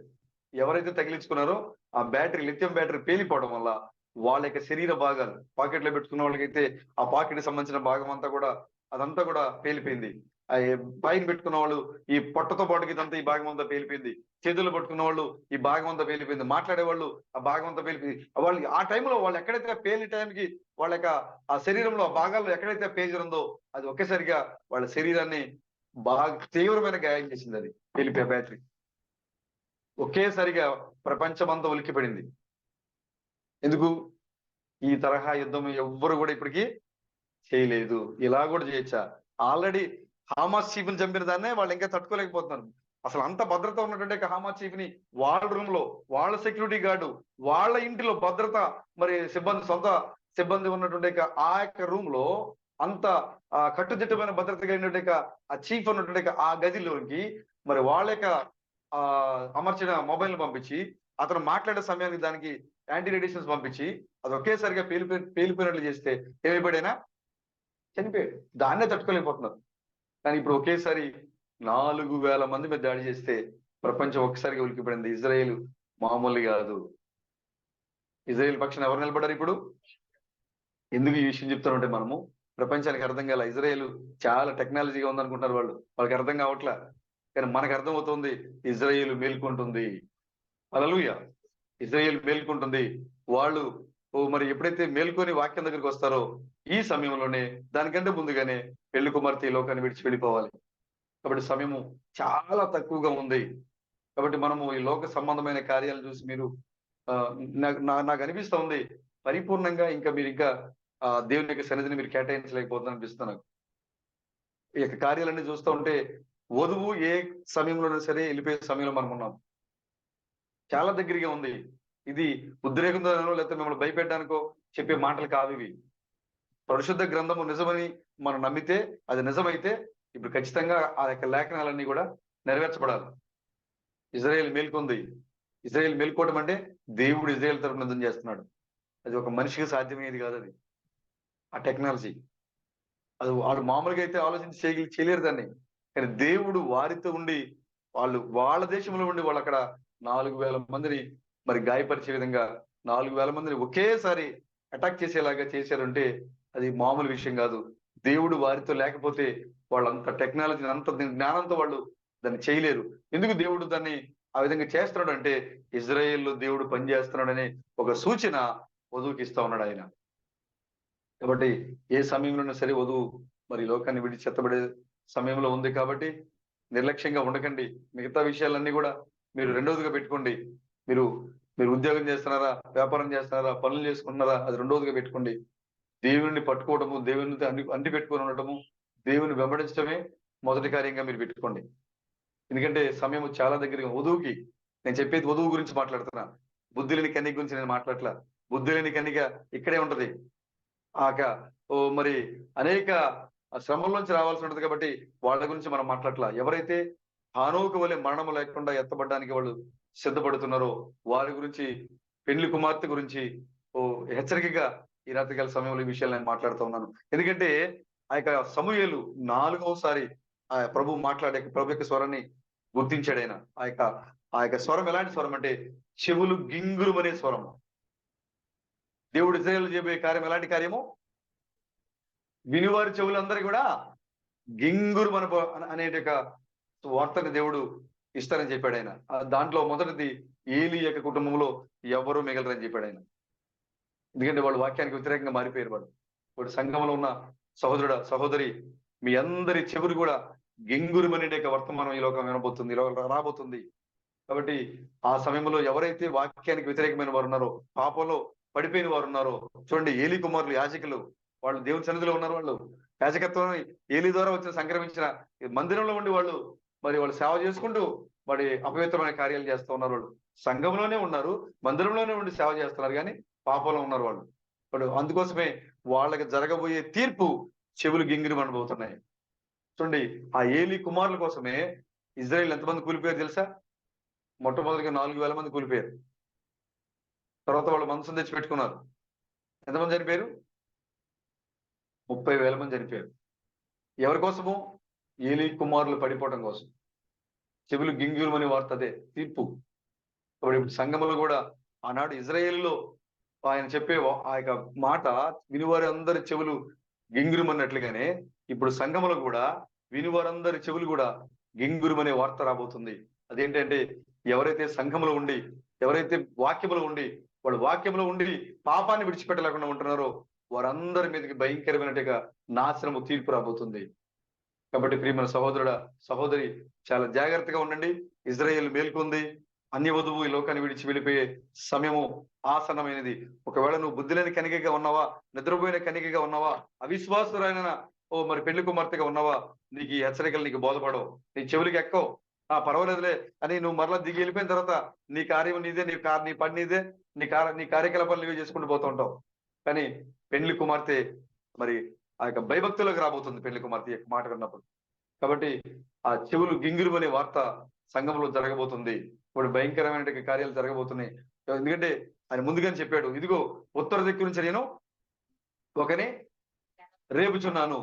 సూర్యోదయ దిశ నుంచి నా నామమును ప్రార్థించేవాడు ఒకడు ఏం చేస్తున్నాడు? ఆయన రాబోతున్నాడు. ఆయన ఏం చేస్తాడంట? కొమ్మని మన్ను తొక్కునట్లుగా జనాన్ని అణగదొక్కుతాడు. అంటే ఏంటది? తీర్పు. అతని ద్వారా వచ్చే వర్తమానికుడి ద్వారా తీర్పు రాబోతుంది. ఉత్తర దిక్కు నుంచి నేను ఒక రేపు చూడండి ఒకసారి యెషయా గ్రంథము 41వ అధ్యాయం 20వ వచనము త్వరగా చదవండి ఒకసారి.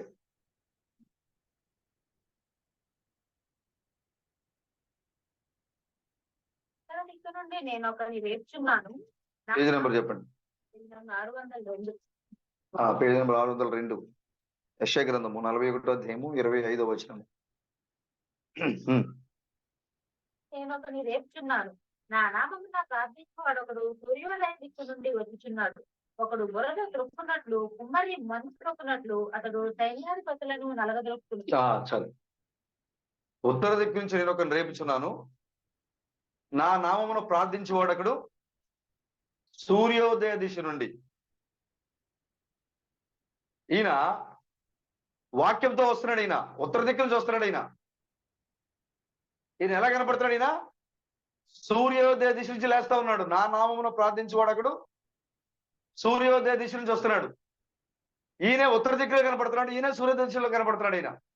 ఈయన సూర్యోదయ దిశలో లేపబడిన ఈ యొక్క 7వ దూత వాక్యముతో ఓ చెవులు గింగురుమనే వర్తమానంతో ఈ లోకానికి వస్తున్నాడు. ఆయన వినువారందరి చెవులు గింగురుమన్నట్లుగా ఇజ్రాయిల్లో దేవుడు చేయబోయే కార్యాన్ని, సంఘంలో దేవుడు చేయబోయే కార్యాన్ని వినువారి చెవులందరి ఓ గింగురుమన్నట్లుగా ఈయన వస్తున్నాడు. కొమ్మరి మన్ను తొక్కినట్లుగా ఈయన అనగా సైన్యాన్ని, సకల సైన్యాధిపతులను, లోక రాజ్యాన్ని, ఓ లోకమున్న ప్రతి ఒక్క సైన్యాధ్యక్షుడిని, రాజుని అణగదొక్కబోతున్నాడు. ఆయన చాలా భయంకరమైన రాజు. ఈయన ఈ యొక్క చెవులు గింగురుమనే వార్త ఈ లోకం వినబోతుంది ఇప్పుడు. హల్లెలూయా. కాబట్టి ప్రియమైన సహోదరుడా, ఇంతకు ముందు ఉన్నంత నిర్లక్ష్యంగా మీరు ఉండకండి. మీరు దేవుని యొక్క భయభక్తులకి, మీరు ఇప్పుడే దేవుని యొక్క భయభక్తులకు రండి. మీరు మిగతా విషయాలన్నీ కూడా రెండోదిగా పెట్టుకోండి. దేవుని వెంబడించడమే మీరు మొదటి కార్యంగా మీరు పెట్టుకోండి. హల్లెలూయా. సరే, నీకు కొన్ని మాటలు, ఎందుకంటే చాలా టైం అయిపోయింది. మీరు అలాగే కూర్చొని ఇర్మియా గ్రంథము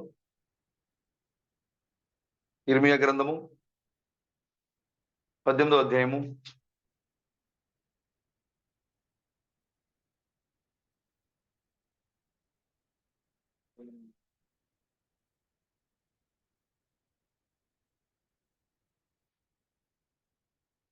642, 18వ అధ్యాయము 1 నుంచి నేను చదువుతాను చూడండి. యెహోవా యొద్ద నుండి ఇర్మియాకు ప్రత్యక్షమైన వాక్కు, నీవు లేచి కుమ్మరి ఇంటికి పొమ్ము, అక్కడ నా మాటలు నీకు తెలియజేతును. నేను కుమ్మరి ఇంటికి వెళ్ళగా వాడు తన సారె మీద పని చేయుచుండెను. కుమ్మరి జిగటమంటితో చేయుచున్న కుండ వాని చేతిలో విడిపోగా ఆ జిగటమన్ను మరలా తీసుకుని కుమ్మరి తనకు యుక్తమైనట్టుగా దానితో మరియొక కొండ చేశాను. అంతటా యెహోవా వాక్కు నాకు ప్రత్యక్షమై ఇలాగ సెలవిచ్చాను, ఇశ్రాయేలు వారలారా, ఈ కుమ్మరి మంటికి చేసినట్లు నేను మీకు చేయలేనా? ఇదే యెహోవా వాక్కు. జిగటమన్ను కుమ్మరి చేతిలో ఉన్నట్టుగా ఇశ్రాయేలు వారలారా, మీరు నా చేతిలో ఉన్నారు. దాన్ని పెళ్లగింతును, విరిగొట్టుదును, నీవు నశింపజేయుదును, నీవు ఏదో ఒక జనమును గూర్చి కానీ రాజ్యమును గూర్చి కానీ నేను చెప్పి ఉండగా, ఏ జనమును గూర్చి నేను చెప్పితునో ఆ జనము చెడుతనము చేయుట మానిన ఎడల నేను వారికి ఉద్దేశించిన కీడుని గూర్చి సంతాపపడుదును. ఆమేన్. చిన్న ప్రార్థన చేసుకుందాం. పరిశుద్ధుడా, ప్రేమ గల మా ప్రభు, మీ ఘనమైన నామానికి వందనాలు. ఈ సమయంలో ఓ ప్రభు, మరి మా గృహంలో మా యొక్క ప్రశస్తమైన సహోదరులందరినీ సమకూర్చి మిమ్మల్ని స్తుతించి కొనియాడే గొప్ప భాగ్యాన్ని ఇచ్చే ప్రభు స్తోత్రములు. నైనా మరి నిజంగా చాలా సంతోషమైన విషయము. దీని యందు మీరు ఉత్సహించి ఆనందించడని ఓ ప్రభు మరి పరిశుద్ధ గ్రంథం చెప్తా ఉంది. యెహోవా యొక్క భక్తులు కూడిన స్థలము ఆశీర్వదించబడిన స్థలము. యెహోవా భక్తులు ఆరాధించే ఆరాధన గొప్ప ఆరాధన. యెహోవా భక్తులు ఆరాధించే దేవుడు గొప్ప దేవుడు. కాబట్టి ప్రభువా, గొప్ప జనం మధ్యలో గొప్ప దేవుడిని ఆరాధించడం అనేది నిజంగా మేము ఈ రాత్రికాల సమయంలో చాలా సంతోషపడతా ఉన్నాము. ఓ ప్రభు, మరి మీరు మా కుటుంబం కొరకు చేసిన గొప్ప కార్యములను బట్టి మీకు వందనాలు చెల్లిస్తున్నాం. అనేక ఆపదల నుంచి మీరు తప్పించేందుకు మీకు వందనాలు చెల్లిస్తున్నాం. ఓ మా యొక్క ప్రశస్తమైన సహోదరులందరూ కూడా మరి ఇక్కడ మరి వచ్చినందుకు మేము సంతోషపడుతూ ఉన్నాం. ఎందుకంటే వారు ఎప్పుడైతే ఈ ప్రాంతానికి వచ్చారో, ఈ ప్రాంతం అంతా కూడా దేవుని కుమారులు సంచరించే ప్రాంతంగా మారింది నా ప్రభు. దాన్ని బట్టి మీకు వందనాలు చెల్లిస్తున్నాం. సహోదరులందరిని దీవించండి, బలపరచండి. కొన్ని మాటలు ఓ ప్రభు మేము వినడానికి సిద్ధపడుతుండగా వాటిని విరిచి మా నోటికి అందించండి. వీరి మహిమ ఘనత ప్రభావం పొందుకొనమని విమోచకుడైన క్రీస్తు బృందం యొక్క నామంలో ఈ ప్రార్థన అడుగుచున్నాం ప్రభు. ఆమేన్. ప్రభుకి స్తోత్రం కలుగును గాక. హల్లెలూయా, హల్లెలూయా, హల్లెలూయా. ఎక్కువ సమయం నేను ఉంచదలుచుకోలేదు ఈ రాత్రికాల సమయంలో, కొన్ని నిమిషాలు. మీరు క్రీస్తు బృందం చేతిలో ఉన్నారు. హల్లెలూయా అనే అంశము. మీరు క్రీస్తు బృందం చేతిలో ఉన్నారు. దేవుడు ఏ పని చేసినా కూడా మనకి అర్థమయ్యే రీతిలో చాలా స్పష్టంగా చేస్తారు ఆయన. మనము గ్రహించినట్లుగా తను ఎవరికైతే అర్థం అవడానికి ఆయన చెప్పదలుచుకున్నారో ఆ వ్యక్తికి ఏ విధంగా చెబితే అర్థమవుతుందో అంత స్పష్టంగా ఆ వ్యక్తికి అర్థమయ్యే రీతిలో ప్రభువు ఆ కార్యం చేస్తారు. ఇర్మియా కాలంలో ప్రజలందరూ కూడా పాపంలో పడిపోయి ఉన్నారు.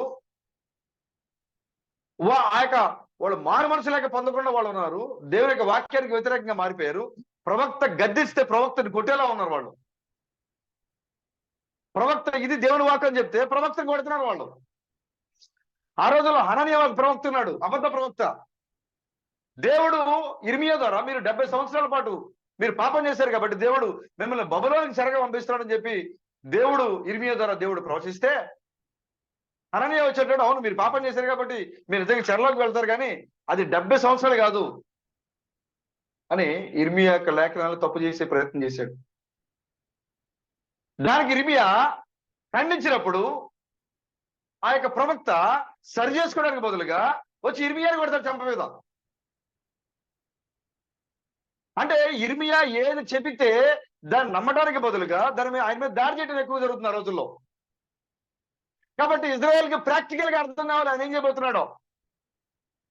వారి ఇజ్రాయేల్ ఎడల దేవుడు ఎలాంటి గురిని కలిగి ఉన్నాడో, ఎలాంటి ప్రేమను కలిగి ఉన్నాడో, వారి ఎడల దేవుడు ఏం చేయాలనుకుంటున్నాడో, ఏమి ఉద్దేశించాడో దాన్ని క్లియర్ గా వాళ్ళకి అర్థం కావాలనుకుంటున్నాడు ఆయన. అందుకోసమే ఇర్మియాని పిలిచాడు దేవుడు. ఇర్మియా నువ్వు కుమ్మరింటికి వెళ్ళని చెప్పాడు ఆయన. ఇర్మియా ఏం చేశాడు? కుమ్మరి వారి ఇంటికి వెళ్ళాడు. దేవుడు చెప్పారు ఇర్మియాని పిలిచి, ఇర్మియా ఇదిగో నువ్వు కుమ్మరి వారి ఇంటికి వెళ్ళమని చెప్పాడు. ఇక ఇర్మియా నడుచుకుంటూ వెళ్ళాడు. ఎక్కడికి వెళ్ళాడు? కుమ్మరి వారి ఇంటికి వెళ్ళాడు. నిద్రపోయిన వాళ్ళందరూ ఒకసారి పాట పడతారా? నిద్రపోయిన వాళ్ళు మట్టికే, నిద్ర రాదు అని వాళ్ళు పడతారు. పని టైం 10 అయింది. ఫ్యాన్లు కట్టితే సరిపోద్ది అనుకోండి, చెమటలు పోతుంది, మీరు నిద్రపోద్ది అందరికి. గంట మన కూర్చొని గంట సేపు కాల.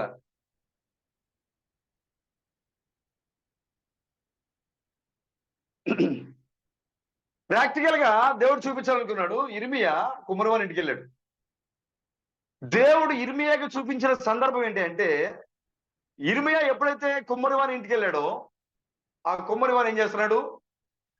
జిగటమన్ను తీసుకొని తన యొక్క సారె మీద ఒక కుండను తయారు చేస్తున్నాడు. ఇర్మియా అక్కడికి వెళ్ళే సమయానికి జరిగిన సంఘటన ఏంటంటే, ఎప్పుడైతే ఆ కుమ్మరివాడు సారె మీద కుండను తయారు చేస్తున్నాడో ఇర్మియా అక్కడికి వెళ్ళేసరికి ఏదేమైందంటే, మంచిగా తయారైన ఆ యొక్క కుండ ఒక్కసారిగా అతని చేతులు ఏమైపోయింది? విడిపోయింది. మంచిగా తయారైన కుండ ఒక్కసారిగా ఇర్మి చూస్తూ ఉండగా ఆ కుమ్మరివాని చేతిలో ఆ కుండ ఇర్మియా చూస్తూ ఉండగా అది విడిపోయింది. ఇప్పుడు వెంటనే ఆయన ఏం చేశాడు?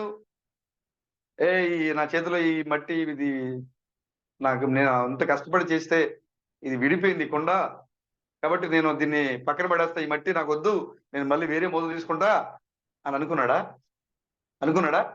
అనుకోలే. మళ్ళా విడిపోయిన మట్టిని, విడిపోయిన కుండని మరలా మెత్తగా జిగురుగా వచ్చేలాగా మళ్ళా దాన్ని మట్టిగా దాన్ని పిసికి మళ్ళీ తన యొక్క మనసులో ఈ కుండను ఎలా తయారు చేయాలనుకుంటున్నాడో యుక్తమైనట్లుగా, తనకు నచ్చినట్లుగా, తను ఊహించినట్లుగా మరలా ఆ విడిపోయిన ఆ యొక్క జిగట మనుని మరలా మరొక కుండను తయారు చేశాడు. ఇది ఇర్మియా చూశాడు దీన్ని. ఇది చాలా సాధారణంగా జరిగే విషయమే కదా, మన చాలా సాధారణంగా జరుగుతూ ఉంటాయి కదా. కుమ్మరి వాళ్ళ ఇంటికి వెళ్తే జరుగుతూనే ఉంటుంది ఈ పని. ఇట్లమని చెప్పాడు దేవుడు ఇర్మియాని, అక్కడికి నువ్వు అక్కడికి వెళ్ళు అని చెప్పాడు కుమ్మరి వాళ్ళ ఇంటికి. అక్కడికి వెళ్తే ఇర్మియా కళ్ళ ముందు దేవుడు ఏం చూపించాడంటే ఆ యొక్క కుమ్మరి వాని చేతిలో కొండ విడిపోవడం చూపించాడు. చూపించి ఇర్మియా ఇప్పుడు ఇటు తిరిగి అన్నాడు. అయిపోయిందిలే ఇర్మియా, ఇప్పుడు ఇటు తిరిగి నువ్వు.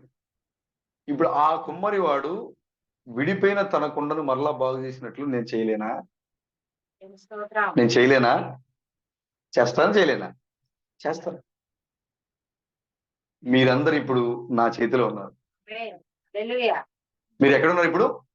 నా చేతిలో ఉన్నారు. కాబట్టి ఆ కుమ్మరి తన ఒక మంచి కుండను తయారు చేయడానికి సారి మీద తను రూపుదిద్దుతున్నప్పుడు ఎలాగైతే ఆ మట్టి విడిపోయిందో అప్పుడు ఆ కుమ్మరి మళ్ళా ఏం చేస్తాడంటే ఆ కుండను మరలా తయారు చేసి మరలా దాన్ని రూపుదిద్ది మరొక మంచి వస్తువు దాన్ని తయారు చేసినట్లుగానే ఇప్పుడు ఈ లోకంలో నిన్ను దేవుడు ఒక మంచి పాత్రగా ఈ లోకానికి తీసుకొచ్చాడు ఆయన. హల్లెలూయా. ఒక మంచి పాత్రగా తీసుకొస్తే నువ్వు ఈ లోక సంబంధించిన అన్ని లోకపు కార్యాలతో ఉండి ఆయన చేతిలో నువ్వు విడిపోతూ ఉన్నావు. పాపము విడిపోతూ ఉంది, అసూయ విడిపోతూ ఉంది, ద్వేషము విడిపోతూ ఉంది. నీవు దేవుని చేతిలో ఉండి అసూయతో ఉంటున్నావు. ఈ పాత్ర ఏమైపోతా ఉంది? విడిపోతావు, పగిలిపోతుంది. దేవుని చేతిలో ఉన్న నీవు ఎప్పుడైతే వ్యభిచారం చేస్తావో విడిపోతున్నావు. దేవుని చేతిలో ఉన్న నీవు ఈ లోక కార్యాల్లో మునిగిపోతున్నావు. కొన్ని మంచిగా రూపించబడిన నీవు విడిపోతున్నావు. ప్రభు అంటున్నాడు ఆ కుమ్మరి తిరిగి మరలా కొండను చేసినట్టుగా నేను చేయలేనా? చేయగలను. చేయలేనా? చేస్తాను. నేను కూడా చేస్తాను. ఎప్పుడు? మీరు నా తట్టు తిరిగినప్పుడు. హల్లెలూయా. నువ్వు ఎప్పుడైతే నువ్వు చేసిన తప్పుని ఒప్పుకుంటున్నావో ప్రభు చేతిలో ఉండి సంఘంలో ఉండి ప్రభు యొక్క నామంలో ఉండి ప్రభు యొక్క దీవెనలు పొందుకుంటున్నావని చెప్పి నువ్వు విశ్వసిస్తూ సంఘంలో ఉండి నువ్వు ఎప్పుడైతే పాపాన్ని చేస్తున్నావో ఆ పాపం నేనేం చేస్తుందంటే మంచి కుమారుడిగా మంచి విశ్వాసిగా తయారైన ఈ యొక్క మట్టి పాత్ర ఏమవుతుంది? విడిపోతుంది. నువ్వు ఈ లోకంలో పడిపోతున్నావు, పాపం చేస్తున్నావు. అసూయ, ద్వేషము, కలహము, మత్సరము వీటన్నిటితో మంచిగా రూపొందించిన ఈ యొక్క పాత్ర ఏమైపోతుంది? విడిపోతుంది. ప్రభు అన్నాడు నీవు నా చేతిలో ఉన్నావు, నువ్వు తిరిగి నా తట్టు తిరిగితే, నువ్వు మారు మనసు పొందితే నేను మరలా నిన్ను మళ్ళీ నాకు నచ్చినట్లుగా యుక్తమైన పాత్రగా నేను రూపొందిస్తాను. హల్లెలూయా. సహోదరుడా, నువ్వు దేవుని యొక్క చేతిలో ఉన్నావు, క్రీస్తు ప్రేమ చేతిలో నీవు ఉన్నావు. నువ్వు విడిపోతున్నావు. రోజు రోజుకి నువ్వు ఆయన నిన్ను మంచి వస్తువుగా మారుస్తున్నాడు ఆయన, దేవుడి కుమారుగా మారుస్తున్నాడు ఆయన, పరిశుద్ధంగా మారుస్తున్నాడు ఆయన. కానీ నువ్వు ఈ లోకంలో ప్రతి రోజు నీ వారి చేతుల నుంచి విడిపోతున్నావు. ఆయన మరలా నిన్ను కడతా ఉన్నాడు. ఆయన ప్రతి నీ చూపు ద్వారా, నీ క్రియ ద్వారా, నీ మాట ద్వారా, నీ తలంపుల ద్వారా, నువ్వు అన్నిటి ద్వారా ప్రతి రోజు నువ్వు ఆయన చేతుల నుంచి నువ్వేమైపోతున్నావు? తగిలిపోతున్నావు. ఆయన పరమ కుమ్మరి కాబట్టి, నిజమైన కుమ్మరి కాబట్టి ఆ పడిపోయిన మట్టిని, ఆ విడిపోయిన కుండని ఆయన పక్కకి పడేయట్లే. రమేష్ గారు నా కుమారుడు ఉదయం లేచాడు, ఆయన పరిశుద్ధంగా ప్రభా ఈ రోజు నా యొక్క జీవితం అంతా పరిశుద్ధంగా ఉండాలని ప్రార్థన చేశాడు. బయటికి వెళ్ళిపోయిన తర్వాత ఏం చేస్తాడు? ఆయన ఏం చేస్తున్నాడు? పడిపోతున్నాడు. వ్యామోహ చూపు, లోకాశలు, ఏదో ఒక అసూయ, ఏదో ఒక ద్వేషము, ఏదో కలహము, ఏదో ఒక మత్సరముతో దేవుని చేతిలో ఆయన ఏమైపోతున్నాడు? విడిపోతున్నాడు. లోకం బయటకు వచ్చేసరికి పడిపోతున్నాడు. ఆయన బయటకు వచ్చేసరికి అప్పుడు దేవుడు ఏమనుకోవచ్చారా? ఈ రమేశ్వరుని ఈ మట్టి, ఈ యొక్క జంగ మట్టి నాకొద్దు, జిగురు మట్టి నాకొద్దు, నేను దీన్ని పక్కన పడేసి నేను మళ్ళొక ముద్దులోంచి తీసుకుని మళ్ళా పాత్రను చేయగల దేవుడు చేస్తాడు. కానీ పడేస్తున్నాడా? పడట్లేదు. మళ్ళా ఆయనకి మారుమనసు ఇస్తున్నాడు. మరలా ఆయన హృదయంలో భయాన్ని పుట్టిస్తున్నాడు. మరలా ఆయన ఏమైనాడో, ఆయన స్థానం ఏమైందో మరి ఆయన గ్రహించినట్లుగా ఆయన వర్తమానం ద్వారా లేదా సహోదరి హెచ్చరిక ద్వారా మరలా తిరిగి ఆ జిగటమన్నగా ఉన్న ఆ యొక్క సహోదరుడిని మరొక పాత్రగా రూపొందిస్తున్నాడు. ఎలా అంటే యుక్తమైన పాత్రగా. ఈ రాత్రికాల సమయంలో నువ్వు రోజు విడిపోతా ఉన్నావు. దేవుడు నిన్ను రోజు మరలా జిగటగా నిన్ను మార్చి మరలా యుక్తమైన పాత్రగా నిన్ను చేస్తూనే ఉన్నాడు. ఆయన అంటాడు నేను చేయలేనా? నేను చేయగలను. హల్లెలూయా. ప్రభుకి స్తోత్రం కలుగుగాక. ఇప్పుడు నువ్వు ఎవరి చేతిలో ఉన్నావంటే క్రీస్తు బ్రహ్మం చేతిలో ఉన్నావు. నీవు క్రీస్తు మరణం చేతిలో ఉన్నావు నువ్వు. ప్రతిరోజు నువ్వు విడిపోతూ ఉన్నావు, ప్రతిరోజు నీ రూపాన్ని కోల్పోతూ ఉన్నావు, ప్రతిరోజు నువ్వు ఈ లోక ఆశలో పడిపోతూ ఉన్నావు. క్రీస్తు మరణము నిన్ను తోసేయట్లేదు. ఒకవేళ తోసేస్తే నువ్వు ఎందుకు పలికిరావు? ఆయన నిన్న ఆయన త్రోసివేయట్లేదు, తిరిగి నిన్ను మరలా రూపిస్తున్నాడు ఆయన. రోజు రూపిస్తున్నాడు ఆయన, గంట గంటకి రూపిస్తున్నాడు ఆయన. నువ్వు విడిపోయిన ప్రతిసారి మరలా నీలో జిగురు కలిగేలాగా చేసి, నీలో విశ్వాసం పెరిగేలాగా చేసి, నిన్ను ఉద్యమం చేసి మరొక పాత్రగా, యుక్తమైన పాత్రగా దేవుడు నిన్ను మారుస్తున్నాడు. ఎంత గొప్ప దేవుడు బ్రదర్. హల్లెలూయా, హల్లెలూయా. ఈ రాత్రికాల సమయంలో మీరు క్రీస్తు మరణం చేతిలో ఉన్నారా? క్రీస్తు మరణం చేతిలో ఉన్నారా మీరు? క్రీస్తు మరణం చేతిలో మీరు ఉంటే, మీరు విడిపోయినా, మీరు పగిలిపోయినా, మీరు పడిపోయినా, ఆ పరమ కుమ్మరి మరలా మంచి పాత్రగా, ఆయన వాడుకునే పాత్రగా దేవుడు నిన్ను రూపిస్తున్నాడు ఆయన. యెషయా అంటాడు, ఇర్మియా అంటాడు విలాప వాక్యాల్లో, అసలు మీరు మట్టి కొండలు కాదు, మీరు ఎవరు అసలు?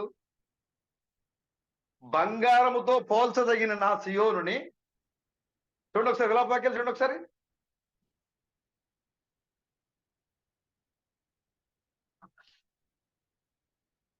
నాలుగు 2 చదవండి ఒకసారి.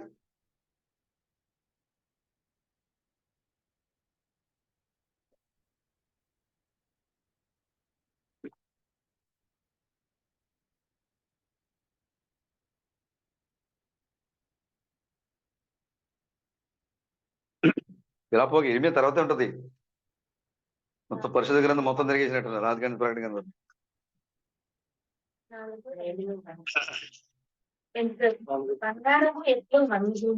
4:2. ఎట్లు మార్చబడినవి, ప్రతి వీధి మొగలు ప్రతిష్ఠితమైన రాళ్లు పారవేయబడి. ఏదవుతున్నారు 4? వేలికి బంగారంతో పోల్చదగిన సియోను ప్రియకుమారులు ఎట్లు కుమ్మరి చేసిన మంటి కుండలుగా ఎంచబడుచున్నారు. ప్రభుకి స్తోత్రం కలగాక. మీరు ఎలా పిలవబడుతున్నారు? మీరు ఎలా ఎంచబడుతుంది?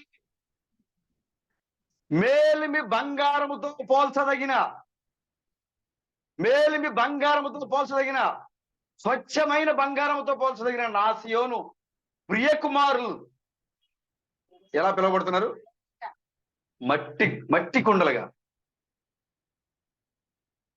దేవుడి యొక్క స్థానంలో ఉండాలి మీరు. మేలిమి బంగారం అంటే అర్థం ఏంటి? దేవుని యొక్క స్థానము. దేవుడు ఏమైనాడో నీవు అదే ఉండాలి. దేవుడు మరణం లేని వాడిగా ఉంటున్నావు, నువ్వు అది కుమారుడు అయితే నువ్వు మరణం లేని వాడిగా ఉంటుంది.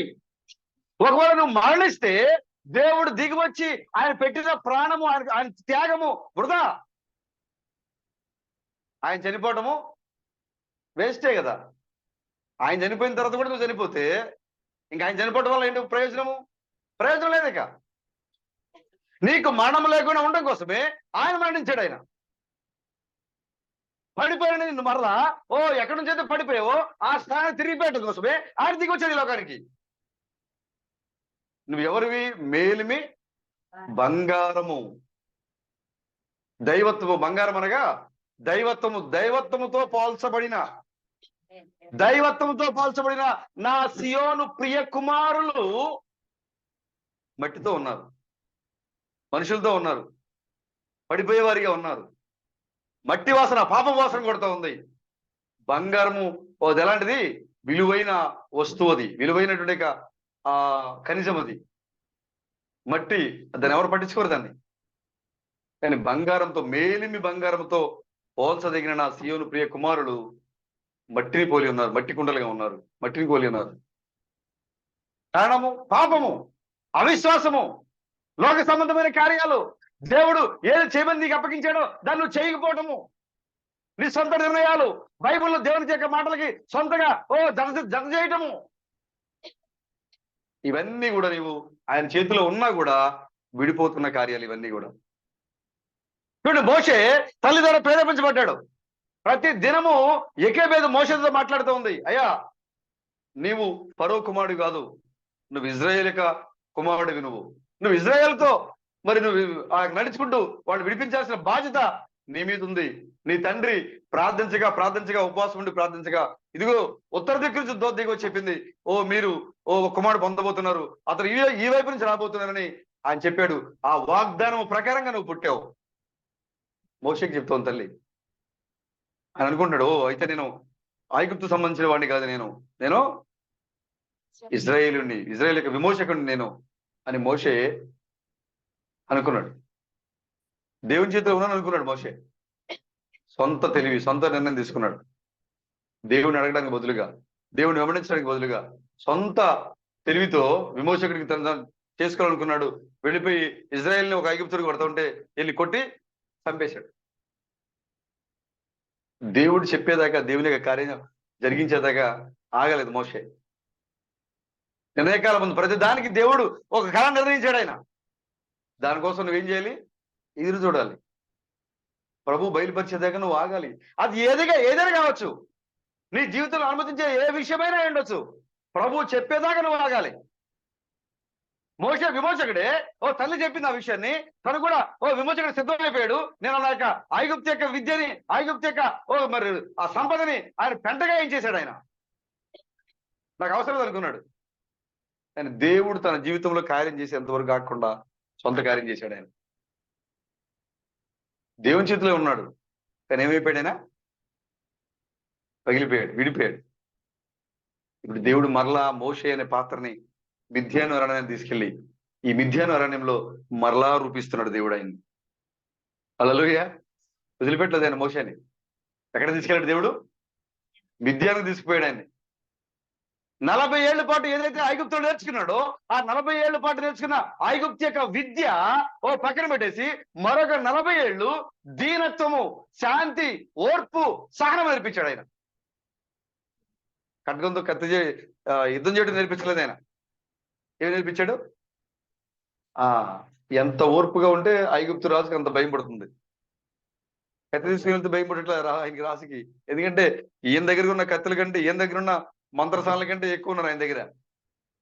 కానీ ఏది ఓడించింది ఫరోని? మోషే యొక్క ఓర్పు, మోషే యొక్క సహనము. అణుబాంబుల కంటే, యుద్ధాయుధాల కంటే ఎక్కువ పనిచేసినాయి. మోషే దగ్గర ఉన్న ఓర్పు, మోషే దగ్గర ఉన్న సహనము అణుబాంబుల కంటే, యుద్ధాయుధాల కంటే ఎక్కువగా పవర్ఫుల్ గా పనిచేసినాయి. అందుకోసమే అదే పరలోక అధికారం అని చెప్పారు ప్రణం గారు.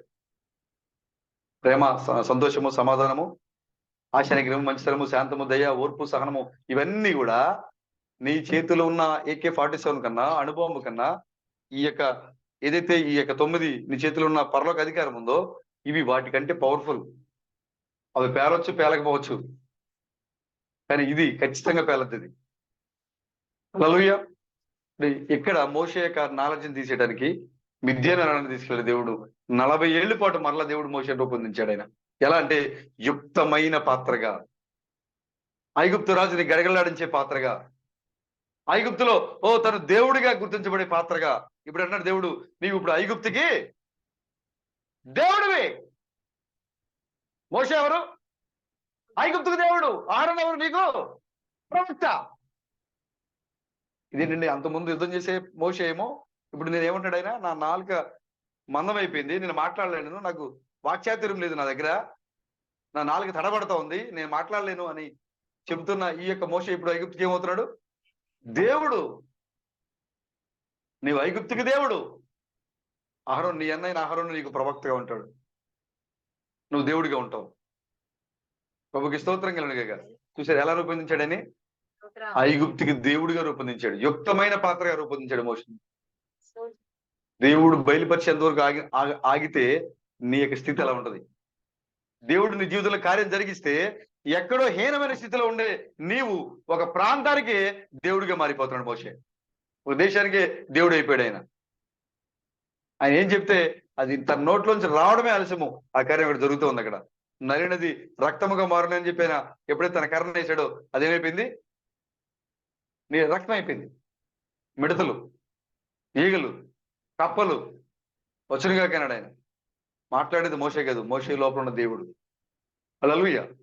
అంటే చూడండి, ఐగుప్తు దేశములో పడిపోయినటువంటి మోషే, మరి వెలివేయబడిన ఆ యొక్క మోషే, హంతకుడిగా ముద్ర వేయబడిన ఆ మోషే, గెంటి వేయబడిన ఆ మోషే ఇప్పుడు తిరిగి ఆ ఐగుప్తు దేశానికి దేవుడు అయిపోయాడు. ఇప్పుడు ఏమని గెంటేశారు మోషేని?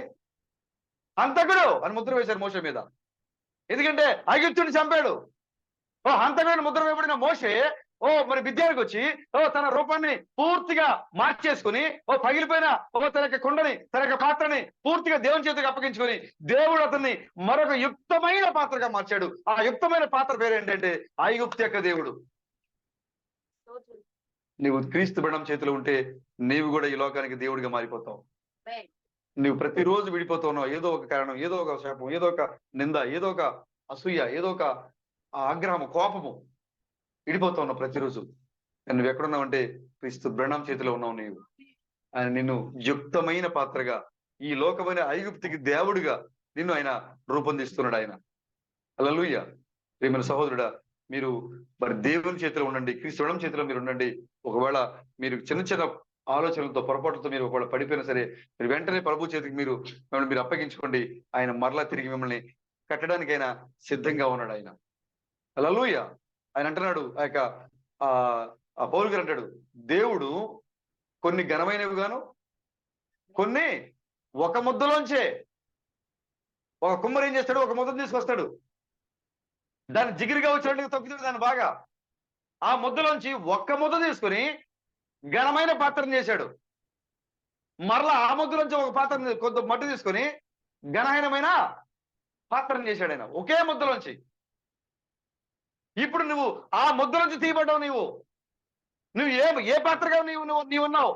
ఘనమైన పాత్రగా ఉన్నావా, ఘనహీనమైన పాత్రగా నీవు ఉన్నావా? దేవుడిని ఏ విధంగా వాడుకోబోతున్నాడు ఆయన? ఆయన పరమ కుమారుగా ఉన్నాడు కాబట్టి ఘనమైన పాత్రగా నేను తయారు చేశాడు ఆయన, లేదా ఘనహీనమైన పాత్రగా నువ్వు తయారు చేయబడుతున్నావా? సహోదరుడా, నీ శివడం చేతిలో నీవు ఉన్నావు. ఒక ముద్దులోంచే, ఒక సంఘంలోంచే విశ్వాసులు, అవిశ్వాసులు, వేషధారులు లేస్తారు. నీ విశ్వాసాన్ని పడగొట్టే వాళ్ళు లేస్తారు. జాగ్రత్తగా మీరు ఉండండి. యుక్తగా భార్య ఒకవేళ నీ యొక్క విశ్వాసాన్ని పడగొడతా ఉందా, ఆ సమయంలో నువ్వు యుక్తంగా ప్రవర్తించాలి. ఒకసారి చూడండి, పౌలు గారు చెప్తారు చూడండి.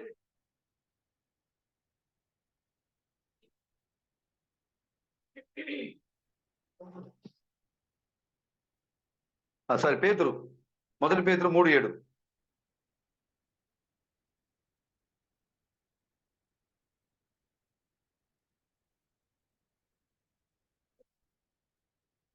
Page number 215. కృపావరములో మీ భార్యలు మీతో పాలివారై ఉన్నారని ఎరిగి ఎక్కువ బలహీనమైన ఘటన నీ భార్యను సన్మానించి మీ ప్రార్థనకు అభ్యంతరం కలగకుండానట్లు జ్ఞానము చొప్పున వారితో కాపురం చేయండి. నీ భర్త మారు మనసు లేకుండా ఉన్నాడా?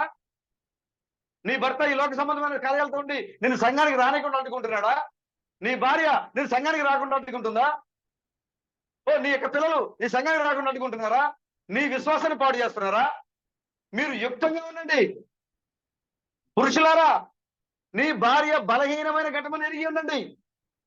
వాళ్ళు నీ జీవంలో పాలివారు వాళ్ళు, కానీ వాళ్ళు ఎలాంటి వారు? నీ భార్య ఎలాంటిది? బలహీనమైన ఘటము. కాబట్టి ఆ బలహీనమైన ఘటన నువ్వు ఎలా పాలించాలి? అలాగే ఏం చెప్తున్నాడు చూడండి. అటువలే పురుషులారా, జీవమును కృపావరములో మీ భార్యలు మీతో పాలివారై ఉన్నారని ఎరిగి ఎక్కువ బలహీనమైన ఘటమని భార్యను సన్మానించి మీ ప్రార్థనలకు అభ్యంతరము కలగకుండానట్లు. హల్లెలూయా. నీ భర్త అనుకోండి, నీ ప్రార్థనకు అభ్యంతరం పెడుతున్నాడా? యుక్తంగా ప్రవర్తించాలి. అయ్యా, నేను నీకు భార్యగా నేను నీకేం చేయాలో అన్ని మర్యాదలు నేను నీకు చేస్తాను, కానీ ప్రార్థన విషయంలో నువ్వు నాకు అభ్యంతరంగా ఉండొద్దు. సంఘానికి వెళ్ళే విషయంలో నువ్వు నాకు అభ్యంతరంగా ఉండొద్దు. వాక్యం చదివే విషయంలో నువ్వు నాకు అభ్యంతరంగా ఉండొద్దు. సన్మానించండి నీ భర్తని. ఒకవేళ నీ భర్త నీకు ఆటంకంగా ఉంటే నీ భర్త నువ్వేం చేయాలి? సన్మానించి. నీ ప్రార్థనకి ఆటంకంగా ఉండకూడదు. వాళ్ళు నేను సంఘానికి వెళ్తాను నీకండి అన్నావు అనుకో, అప్పుడు ఏమైంది? బలహీనమైన ఘటము అది ఇంకా ఎక్కువగా పగుళ్ళు వస్తుంది, ఇంకా ఎక్కువగా బీట్లు వస్తుంది సంఘంలో, కుటుంబంలో. ఇంకా ఎక్కువగా ఆ కుటుంబంలో నువ్వు ఎప్పుడైతే నీ భార్యని లేదా నీ భర్తని నేను సంఘానికి వెళ్ళాలి, నా చేయాలి, నువ్వు చేయాలని చెప్పి నువ్వు ఎప్పుడైతే విరోధంగా లేస్తావో నీ కుటుంబంలో బీట్లు మరింక ఎక్కువైపోతాయి. నువ్వు యుక్తంగా ప్రవర్తించాలి, తెలివిగా మాట్లాడాలి. నీ ప్రార్థనలకు అభ్యంతరం కలగకుండా నీ భార్యతో మాట్లాడాలి, లేదా నీ భర్తతో మాట్లాడాలి, లేదా నీ పిల్లలతో మాట్లాడాలి. నీ ప్రార్థనలకు అభ్యంతరం ఉండకూడదు. నీ మాటల ద్వారా వాళ్ళు నీకు అభ్యంతరంగా ఉండకుండా చూసుకోవాలి. అది నీ చేతిలోనే ఉంటుంది. నీ భర్త అభ్యంతరం పెడుతున్నాడా, నువ్వు చాలా జాగ్రత్తగా ఆయనతో మాట్లాడాలి. నీ భార్య అభ్యంతరం పెడతా ఉందా, నువ్వు చాలా జాగ్రత్తగా ఆమెతో నువ్వు మాట్లాడాలి. నీ పిల్లలు అభ్యంతరం పెడతా ఉన్నారా, చాలా జాగ్రత్తగా నువ్వు వారితో నువ్వు మాట్లాడాలి. అభ్యంతర నువ్వు ఇక్కడ ఆయన అంటున్నాడు చూడండి, మీ ప్రార్థనలకు 7వ వచనము, మీ ప్రార్థనలకు అభ్యంతరము కలగకుండునట్లు జ్ఞానము చొప్పున ఏం చేయాలి, వారితో కాపురము చేయుడి. జ్ఞానము చొప్పున. ఎందుకు రావు నువ్వు సంఘానికి? నేను రాను. ఎందుకు రావు? నువ్వు వెళ్ళొద్దు. ఎందుకు వెళ్ళొద్దు?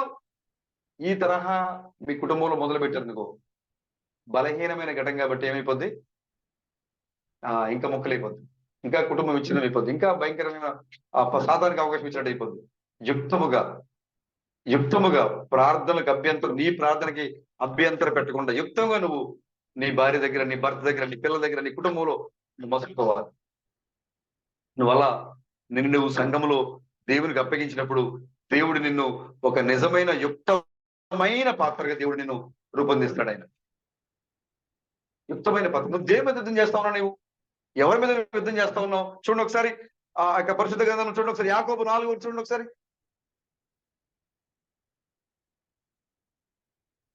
యాకోబు రాసిన పత్రిక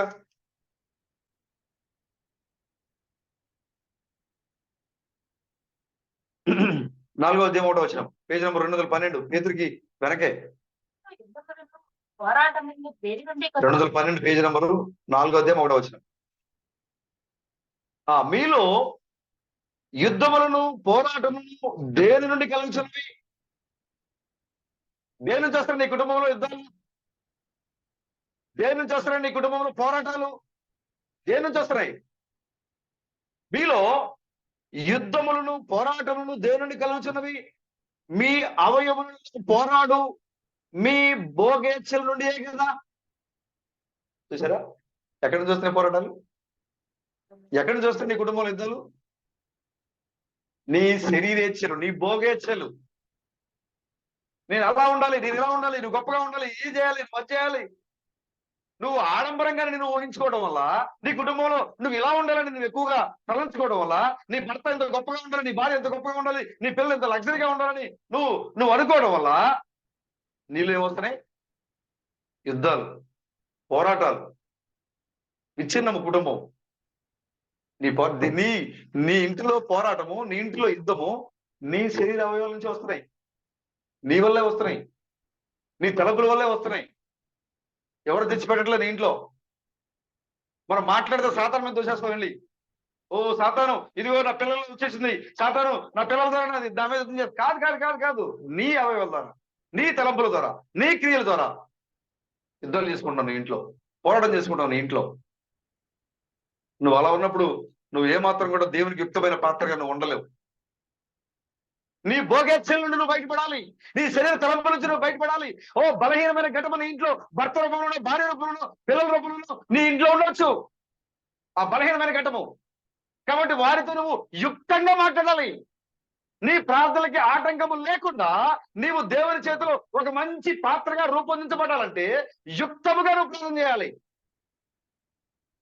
యుక్తముగా నువ్వు ప్రవర్తించాలి, వాటితో సన్మానించాలి, వాటిని గౌరవించాలి. అంతేగాని నువ్వెంత, నువ్వు పాపివి, నేను పరిశుద్ధుడిని, నువ్వు సంఘానికి రావు, నేను సంఘానికి వెళ్తా. ఈ తరహా డైలాగులు, ఈ తరహా వాదనలు నీలో యుద్ధాన్ని, మీలో మీ కుటుంబంలో పోరాటం తీసుకుని వస్తాయి. నువ్వు వాటిని సరి చేసుకోవాలి, వాటి నుంచి బయటపడాలి. యుక్తముగా నువ్వు నీ కుటుంబంలో నేను ఎలా మాట్లాడితే నా ప్రార్థన జీవితానికి ఆటంకం లేకుండా ఉంటుందో నువ్వు పరిశీలన చేసుకోవాలి. ఎలా మాట్లాడితే నా భర్త నన్ను ఆటంకపరచకుండా ఉంటాడు, ఎలా మాట్లాడితే నా భార్య నన్ను ఆటంకపరచకుండా ఉంటుంది, ఎలా మాట్లాడితే నా బిడ్డలు నాకు ఆ విశ్వాస జీవితానికి, ఆత్మీయ జీవితానికి ఆటంకంగా లేకుండా ఉండుంటారు. బలహీనమైన ఘట్టము స్త్రీయే, కానీ ఒక ఇంట్లో పురుషుడు ఉంటాడు, ఒక ఇంట్లో పిల్లలు ఉంటారు. నువ్వు ఆ సంఘానికి వెళ్ళావు అనుకో, కుదరదు, పిల్లలు అంటారు. నువ్వు ఈరోజు ప్రార్థనకి వెళ్ళొద్దు, పిల్లలు అంటారు, భార్య అంటది, భర్త అంటారు. ఒక ఇంట్లో భర్త రూపంలో ఉంటుంది, ఒక ఇంట్లో భార్య రూపంలో ఉంటుంది, ఒక ఇంట్లో పిల్లల రూపంలో ఉంటుంది ఆ బలహీన ఘట్టం. కాబట్టి మీరు ఏం చేయాలి? యుక్తముగా మీరు దాన్ని జయించాలి. ఎప్పుడైతే నువ్వు దాన్ని జయిస్తావో అప్పుడు నీవు దేవుని చేతిలో యుక్తమైన పాత్రగా మారిపోతావు. నువ్వు ఉపయోగపడే పాత్రగా, దేవుడు వాడుకునే పాత్రగా మారిపోతావు. యుద్ధాలు దేనికి వస్తున్నాయి? నీ భోగేచ్ఛల వల్ల, నీ తలంపుల వల్ల, నీ క్రియల వల్లే. ఎందుకు భార్య భర్తల మధ్య గొడవ రేపుతా ఉంది? నీ యొక్క తలంపుల వల్ల, నీ క్రియల వల్ల యుద్ధాలు, పోరాటాలు వస్తూ ఉన్నాయి. మీ భోగేచ్ఛలను బట్టి, మీ శరీర క్రియలను బట్టి, మీ ఆలోచనలను బట్టి, మీకున్న వాక్య వ్యతిరేకతను బట్టి మీ ఇంట్లో యుద్ధాలు వస్తున్నాయి, భూకంపాలు వస్తున్నాయి, పోరాటాలు వస్తున్నాయి. చూసారా?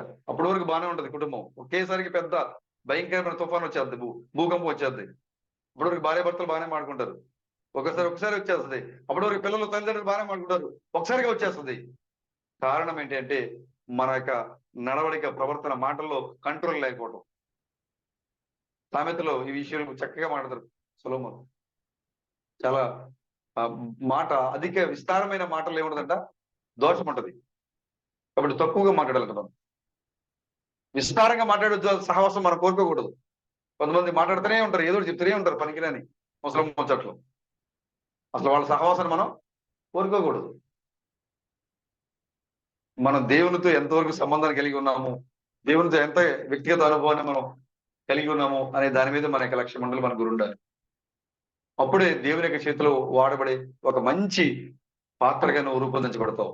దేవుని చేతిలో నువ్వు మంచి ఆభరణంగా, ఒక మంచి వస్తువుగా నువ్వు రూపొందించబడతావు. మేలిమి బంగారంతో నువ్వు పోల్చబడతావు. ప్రభుకి స్తోత్రం కలండి గాక. చూడండి అక్కడ అది పూర్తి చేసుకుని చూడండి. భోగోచ్ఛలు ఉండే కదా, మీరు ఆశించున్నారు కానీ మీకు దొరకలేదు. మీరు అది కావాలి ఇది కావాలని ఆశిస్తారు కానీ మీకు దొరకదు. మీకెందుకు దొరుకుతుంది? మీరు వాక్యానుసారంగా లేరు కదా. మీరు వాక్యానుసారంగా లేనప్పుడు మీరు ఏది కోరుకున్నా మీకు ఎందుకు దొరుకుతుంది? దొరకదు. మీరు ఆశించున్నారు కానీ అది మీకు దొరకదు. నడత చేయుదురు, మత్సరపడుదురు కానీ సంపాదించుకోలేరు. పోట్లాడుదురు, యుద్ధము చేయుదురు కానీ దేవుని అడుగునందున మీకేమీ, అసలు మీరు ఏం చేసినా దేవుడిని అడగరు. మీకేం దొరుకుతుంది? మీకు ఎదిగిస్తాడు దేవుడు. ఒకవేళ మీరు ఏదైనా అడిగినా, ఎవరు చూడండి, ఒకవేళ మీరు చూడండి, మీరు చేదురు కానీ దేవుని అడగనందున మీకేమీ దొరకదు. మీరు అడిగినను ఏం చేస్తారట? మీ భోగముల నిమిత్తము వినియోగించుటకై దురుద్దేశముతో అడుగుదురు గనుక మీకేమీ దొరుకుటలేదు. ఒకవేళ మీరు అడిగారు అనుకో, ఓ ప్రభు మాకు అది చేయండి, మాకు ఇది చేయండి, మేము మా కారు కొనుక్కెళ్ళి చేయండి, మా ఇల్లు బంగారం మాకు బాగా లగ్జరీగా ఉండేలాగా చేయండి. నేను ఈరోజు ఒక సాక్ష్యం చూసే, అది చెప్తుంది వాళ్ళ ఇంట్లో బాగా ఎలుకలు ఉన్నాయంట. అది ఏం చేయలేదు తెలియట్లేదంట. ఆమె ప్రార్థన చేయడం మొదలు పెట్టిందంట. పిల్లి వచ్చి ఒక్కొక్క ఎలుక ఎత్తుకెళ్ళిపోతుంది. ప్రభు నువ్వు ఏదైనా సరే మా ఇంట్లో ఉన్న ఎలుకల్ని, ప్రభు నేను బండి మీద వెళ్తున్నా, నువ్వు నీకేమైనా సెక్యూరిటీ గార్డ్ అయినా, నీకు కాపలా వేయడానికి బయటకు వెళ్ళినప్పుడు గుమ్మం దగ్గర నుంచి ప్రార్థన చేస్తున్నాను. ప్రభు నేను బయటకు వెళ్తున్నా, ప్రభు ఇవి బండి మీద వెళ్తున్నా, నాకు ఏ అపాయం సంభవించకుండా కాపాడు ప్రభు. సెక్యూరిటీ గార్డ్ ప్రభు నీకేమన్నా? ప్రభు నీకేం చెప్పారు? నువ్వు దేనికోసం ఆడుతున్న ప్రార్థనని? నీ భోగేచ్ఛల కోసము, నీ శరీరేచ్ఛల కోసము, నీ సౌఖ్యం కోసము, నీ సుఖం కోసం వాడుతున్నావు దేవుడు. నువ్వు నీ స్వార్థం కోసం వాడుతున్నావు దేవుడు. నువ్వు నీ స్వార్థం కోసం ప్రార్థన చేస్తున్నావు దేవునికి. కాబట్టి నీ ప్రార్థన దేవుడు వినట్లేదు. అలా ఉండాలి ప్రభా, ఎలా ఉండాలి ప్రభా? ఓ మేము మంచి బండి మీద తిరగాలి ప్రభా, మంచి కార్లో తిరగాలి ప్రభా, మంచి లగ్జరీగా ఉండాలి ప్రభా, నువ్వు మాకు అది ప్రభా, మాకు ఇది ప్రభా అని నువ్వు భోగేచ్ఛ అంటే నీ యొక్క స్వార్థగా నువ్వు అడుగుతున్నావు కాబట్టి నీకు ఏది దొరకట్లేదు. నీకు ప్రభుని అడగవు నువ్వు. అసలు ప్రభుకు ప్రథమ స్థానం నువ్వు. మరి నీ కుటుంబంలో యుద్ధం రాక ఏమవుతుంది? నీ కుటుంబంలో యుద్ధాలు రాక, పోరాటం రాక ఏమవుతాయి? ప్రభుని అడగాలి నువ్వు. ప్రభుని ఏమని అడగాలి? ప్రభు ఇదిగో నేను నా ఇంటి వాళ్ళను ఓ యెహోవాను సేవిస్తాము, క్రీస్తు ప్రణామను సేవిస్తాము అని నువ్వు ప్రభుని అడుగు. అప్పుడు దాంతో పాటుగా నీకు కావాల్సిన ప్రతిదీ సమకూర్చబడతాయి. హల్లెలూయా. ఆ సారీపోతు ప్రార్థన చేసింది, ప్రభువా ఓ ఈ గడిలో అందరూ కరువుతో చనిపోతున్నారు, ఏ ఒక్కరి దగ్గర ఆహారం లేదు, అందరూ ఆకలితో చచ్చిపోతున్నారు, ఈ సమయంలో ఈ యొక్క మరి ఈ రోజు బతకడానికి నా కొద్దిగా రొట్టె కొద్దిగా నుండి ఇచ్చావు, నీకు స్తోత్రం ప్రభు అందామే. ఏముందామే? ఏంటి నాకేమో ఆహారం లాగా చేసావేంటి అని అడిగిందా? అనలేదు. ఏముంది సరే పోతూ పెదవరాలు, ఓ ప్రభా అందరూ ఆకలితో ఉన్నారు, కానీ ఈ రోజు బతకడానికి నాకు ఆహారం ఉంది, అది నీ యొక్క కృప ఉన్నది. ఆ రోజు ఆహారం కోసం చూసింది ఆమె. దానిని బట్టి ప్రభుని స్తుతించింది. ఎప్పుడైతే ఆమె స్తుతించి ఆ రోజు ఆహారం సిద్ధం చేసుకోవడానికి ఆమె అరణ్యంలోకి వచ్చిందో పుల్లలు ఏరుకోవడానికి, అక్కడ దేవుడు ప్రవక్తలు అయిపోయాడు. అక్కడ నీ యొక్క ప్రార్థన దేవునికి ప్రథమ స్థానం ఇవ్వాలి. నువ్వు చేసే ప్రతి పనిలో దేవుని అడగాలి. నువ్వు నీ భోగేచ్ఛలు బట్టి కాదు, నీ సౌఖ్యం కోసం కాదు, నీ సుఖం కోసం కాదు, ప్రభుని ఇష్టపూర్వకంగా నువ్వు ప్రభుని అడగాలి. ప్రభువా, నాకు జీవాన్ని ఇచ్చావు, జీవితాన్ని ఇచ్చావు, నీకు స్తోత్రం. ఆ సారిపోతే అంటుంది, ప్రభువా ఈ రోజు ఆహారం నాకు ఇచ్చావు, నీకు స్తోత్రం. వెంటనే ప్రభు ఆ ప్రార్థన ఆలకించాడు. ఎవరిని పంపించాడు ఇంటికి? ప్రవక్తను పంపించాడు. ప్రవక్తలకే రాజు ఏలియా వచ్చాడు ఆ ఇంటికి. ఏలియా ఎవరు? ప్రవక్తలకి రాజు. ఆయన వచ్చాడు ఇంటికి. ఇక బుడ్డిలో నూనె అయిపోలేదు, పిండి తక్కువ కాలేదు. స్వార్థం కోసం కదా ఆమె చేసింది. ప్రభువా నువ్వు నాకు ఆహారం ఇచ్చావు, నీకు స్తోత్రం. రేపు సంగతి నాకు అనవసరం. ఇక ఆమె భోగేచ్ఛల కోసం చూడలేదు. రేపటి దిన ముందు ఎలా ఉండాలి, ఆ తర్వాత ఎలా ఉండాలి, ఆ తర్వాత ఎలా ఉండాలి, 6 రోజుల తర్వాత నాకు ఆహారం ఉండదా లేదా అది ఆలోచించలేదు ఆమె. నేను సుఖంగా ఉంటానా లేదా అది ఆలోచించలేదు ఆమె. మిగతా వాళ్ళందరూ ఆకలితో ఉన్నారు, నాకైతే ఆహారం ఇచ్చే ప్రభువా నీకు స్తోత్రం. మిగతా వాళ్ళందరూ కూడా కరువుతో ఉన్నారు, కానీ పెళ్లి కుమార్తె ఆహారంతో ఉంది ఇదేనా? ప్రభువా నీకు స్తోత్రం. నువ్వు ఎప్పుడైతే ఆ విధంగా స్తోత్రం చెప్తావో ప్రవక్తలకు రాజు అయిన ఏలియా నీ దగ్గరికి వస్తాడు. కరిగిపోని వాక్యము నీకు ఇవ్వడానికి వస్తాడు ఆయన. హల్లెలూయా. ఎందుకంటే ఏలియా ఆత్మ ఎప్పుడు భూమి మీద సంచరిస్తూనే ఉంది రూపాల్లో, వివిధ రూపాల్లో. ఇప్పుడు ఏలియా ఆత్మ ఏ రూపంలో ఉందంటే వధువు రూపంలో ఉంది ఇప్పుడు ఏలియా ఆత్మ. ఇప్పుడు ప్రియమైన సహోదరులు, యుద్ధాలు నీ కుటుంబంలో వచ్చే యుద్ధాలు దేనికోసం వస్తున్నాయి అంటే నీ యొక్క అవిధేయత వల్ల, నీ భోగేచ్ఛల వల్ల, నీ సుఖ సౌఖ్యాల వల్ల, దేవుణ్ణి నువ్వు అడగకపోవడం వల్ల, దేవుణ్ణి నువ్వు వెంబడించకపోవడం వల్ల. ఒకవేళ నువ్వు దేవుణ్ణి అడిగినా కూడా దేనికోసం అడుగుతావు? దురుద్దేశంతో అడుగుతావు, నీ సుఖం కోసం అడుగుతావు. బండి మీద వెళ్తున్నా ప్రభా నాకు యాక్సిడెంట్ కాకుండా కాపాడు, కారులో వెళ్తా ప్రభా నాకు యాక్సిడెంట్ కాకుండా కాపాడు. అది కాదు నువ్వు అడగాల్సింది. ప్రభువా నువ్వు నాకు జీవాన్ని ఇచ్చావు, అందుని బట్టి నీకు స్తోత్రములు. ఒకవేళ నీ మీద ఆయన ఇంకా అవసరం ఉందనుకోండి, నీ జీవాన్ని ఎవ్వరూ తెలియదు. ఎందుకంటే నీ జీవము, ఈ దావీదు అన్నాడు, అది ఒక మూటలో భద్రంగా దాయబడింది నీ జీవము. నీ జీవాన్ని ఎవరు ముట్టలేరు. దేవుని చిత్తం లేకుండా నీ జీవాన్ని ఎవరు ముట్టలేరు. నువ్వు స్వార్థం కోసము, నీ సుఖం కోసం, సౌఖ్యం కోసం ప్రభుని అడుగుతావు. అందుకే నువ్వు పొందలేకపోతున్నావు. ఎందుకు మేము ఎంత ప్రార్థన చేసినా మాకు దొరకట్లేదు? ఎందుకు మేము ఎన్ని సంవత్సరాలు దేవుని సన్నిధికి వెళ్ళినా మాకు దొరకట్లేదు? దొరకదు. నువ్వు దురుద్దేశంతో అడుగుతున్నావు, నీకు దొరకదు. నువ్వు దేవుని చేతిలో ఉంటే కనుక నిన్ను యుక్తమైన వాడిగా మారుస్తాడు ఆయన. నువ్వు ఈ లోకంలో ఉంటే దురుద్దేశాలే వస్తాయి, భోగేచ్ఛలే వస్తాయి, సౌఖ్యమైనటువంటి జీవితం నీకు కావాలి. అప్పుడు నీకు దేవుడు ఎలా సహాయం చేస్తాడు? ఒకవేళ నువ్వు అడిగినా కూడా నీ సౌఖ్యం కోసమే నువ్వు అడుగుతున్నావు. వ్యభిచారులారా, 4వ వచనం, వ్యభిచారులారా ఈ లోక స్నేహము దేవునితో వైరమని మీరు ఎరుగరా? కాబట్టి ఎవడు ఈ లోకముతో స్నేహము చేయకూడనో వాడు దేవునికి శత్రువు. ఈ లోకముతో ఎవరికి స్నేహం చేస్తారో వాడు దేవునికి శత్రువు. నువ్వు ఈ లోకంలో స్నేహం చేస్తున్నావా, నువ్వు దేవునికి శత్రువువి. ఈ లోకంలో నాకు అది కావాలి, ఇది కావాలి, అలా ఉండాలి, ఎలా ఉండాలి, నేను ఈ లోకంతో కలిసిపోవాలి, మంచి హోదా ఉండాలి, మంచి ఉద్యోగం ఉండాలి, మంచి స్థితి కావాలి, మంచి లగ్జరీగా ఉండాలని లోకంతో నువ్వు స్నేహం చేస్తే దేవునికి శత్రువు. నువ్వు దేవునికి మిత్రుడిగా ఉంటే, స్నేహితుడిగా ఉంటే ఇవన్నీ నీకు ఆటోమేటిక్గా వచ్చేస్తావు. ఇవన్నీ నీకు ఆటోమేటిక్గా వచ్చేస్తాయి. నువ్వు ఉండాల్సింది ఎవరితో? దేవునితో. నువ్వు లోకంతో స్నేహం చేస్తే ఇవన్నీ పోతాయి, నీకు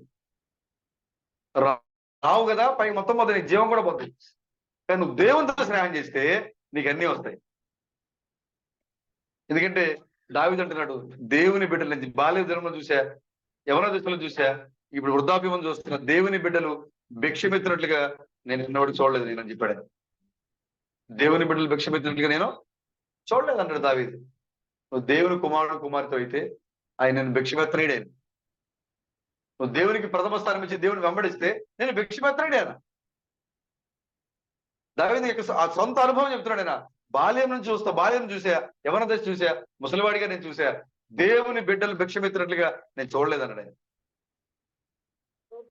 కాబట్టి నువ్వు దేవుని ఏది అడిగినా కూడా ఓ దేవుని యొక్క మహిమార్థమే నువ్వు జీవించాలి, అడగాలి నువ్వు దాన్ని. స్వార్థం కోసం కాదు, నీ భోగత్యం కోసం, నీ సౌఖ్యం కోసం, నీ సుఖం కోసం నువ్వు అడగకూడదు. వాళ్ళని అడిగితే నీకు ఏమీ దొరకదు. ఈ లోక స్నేహము దేవునికి వైరము, శత్రుత్వం. ఈ లోకంతో మనం స్నేహం చేయకూడదు.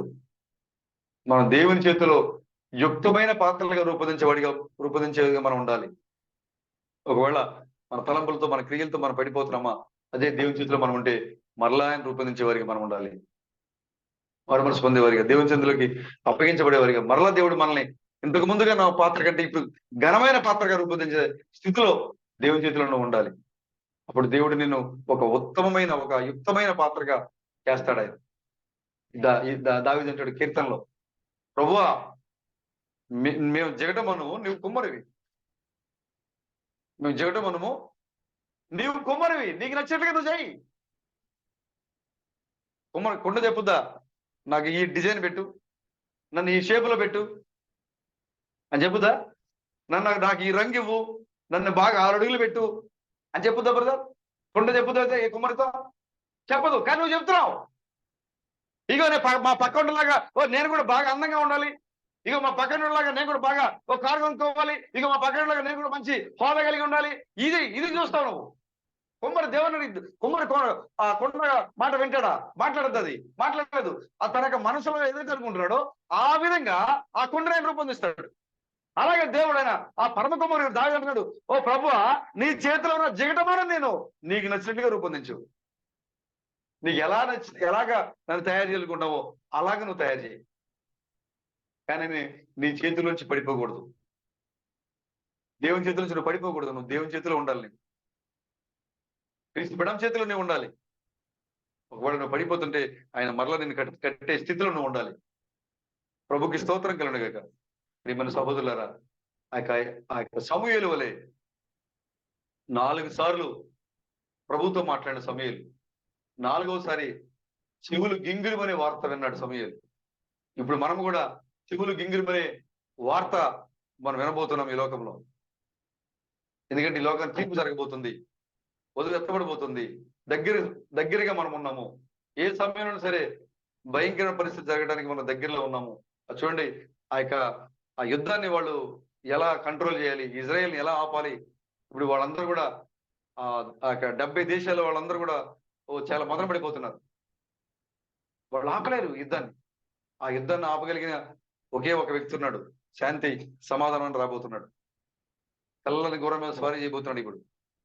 ఇప్పుడు వరకు సంఘంలో స్వారీ చేశాడు కనపడకుండా, కానీ ఇప్పుడు పబ్లిక్ లో తెల్ల గుర్రం మీద రాబోతున్నాడు. ఎవరంటే అంత్యక్రీస్తు. అనేకులకు సమాధానం ఏం చేస్తాడు ఆయన? స్థిరపరుస్తాడు. ఓ ఇజ్రాయేలు, నువ్వు అలా యుద్ధం చేయకూడదు, నీకేం కావాలి కోరుకో, నీకు ఇప్పించేస్తుంది. ఓ గాజా, ఓ పాలస్తీనా, ఓ లెబనాను, ఓ సిరియా, ఓ యమను, మీకేం కావాలి కోరుకోండి, నేను సరి చేస్తాను. వాళ్ళన్ని యొక్క కోరికలు తీర్చగల ఒకే ఒక వ్యక్తి ఎవరంటే క్రీస్తు విరోధి రంగం మీద రావాలి. ఇప్పుడు రాబోతున్నాడు అది త్వరలో. దానికంటే ముందే సంఘం ఎత్తబడాలి. కాబట్టి చూడండి, ఎటువైపు చూసినా కూడా మరి లేఖనాలు పరిపూర్ణం అయిపోతూ ఉన్నాయి. కాబట్టి ప్రియమైన సహోదరుడు సహోదరి, మీరు దేవుని చేతిలో ఉండండి, క్రీస్తుబిడం చేతిలో మీరు ఉండండి. ఒక యుక్తమైన పాత్రగా మిమ్మల్ని రూపొందించి మరణము లేని జాబితాలో ఓ ప్రభు మిమ్మల్ని పరలోకం చేస్తాడు ఆయన. హల్లెలూయా. దేవుడి చిన్న మాటలను దీవించిన గాక. ఆమేన్. ప్రార్థన చేసుకుందాం.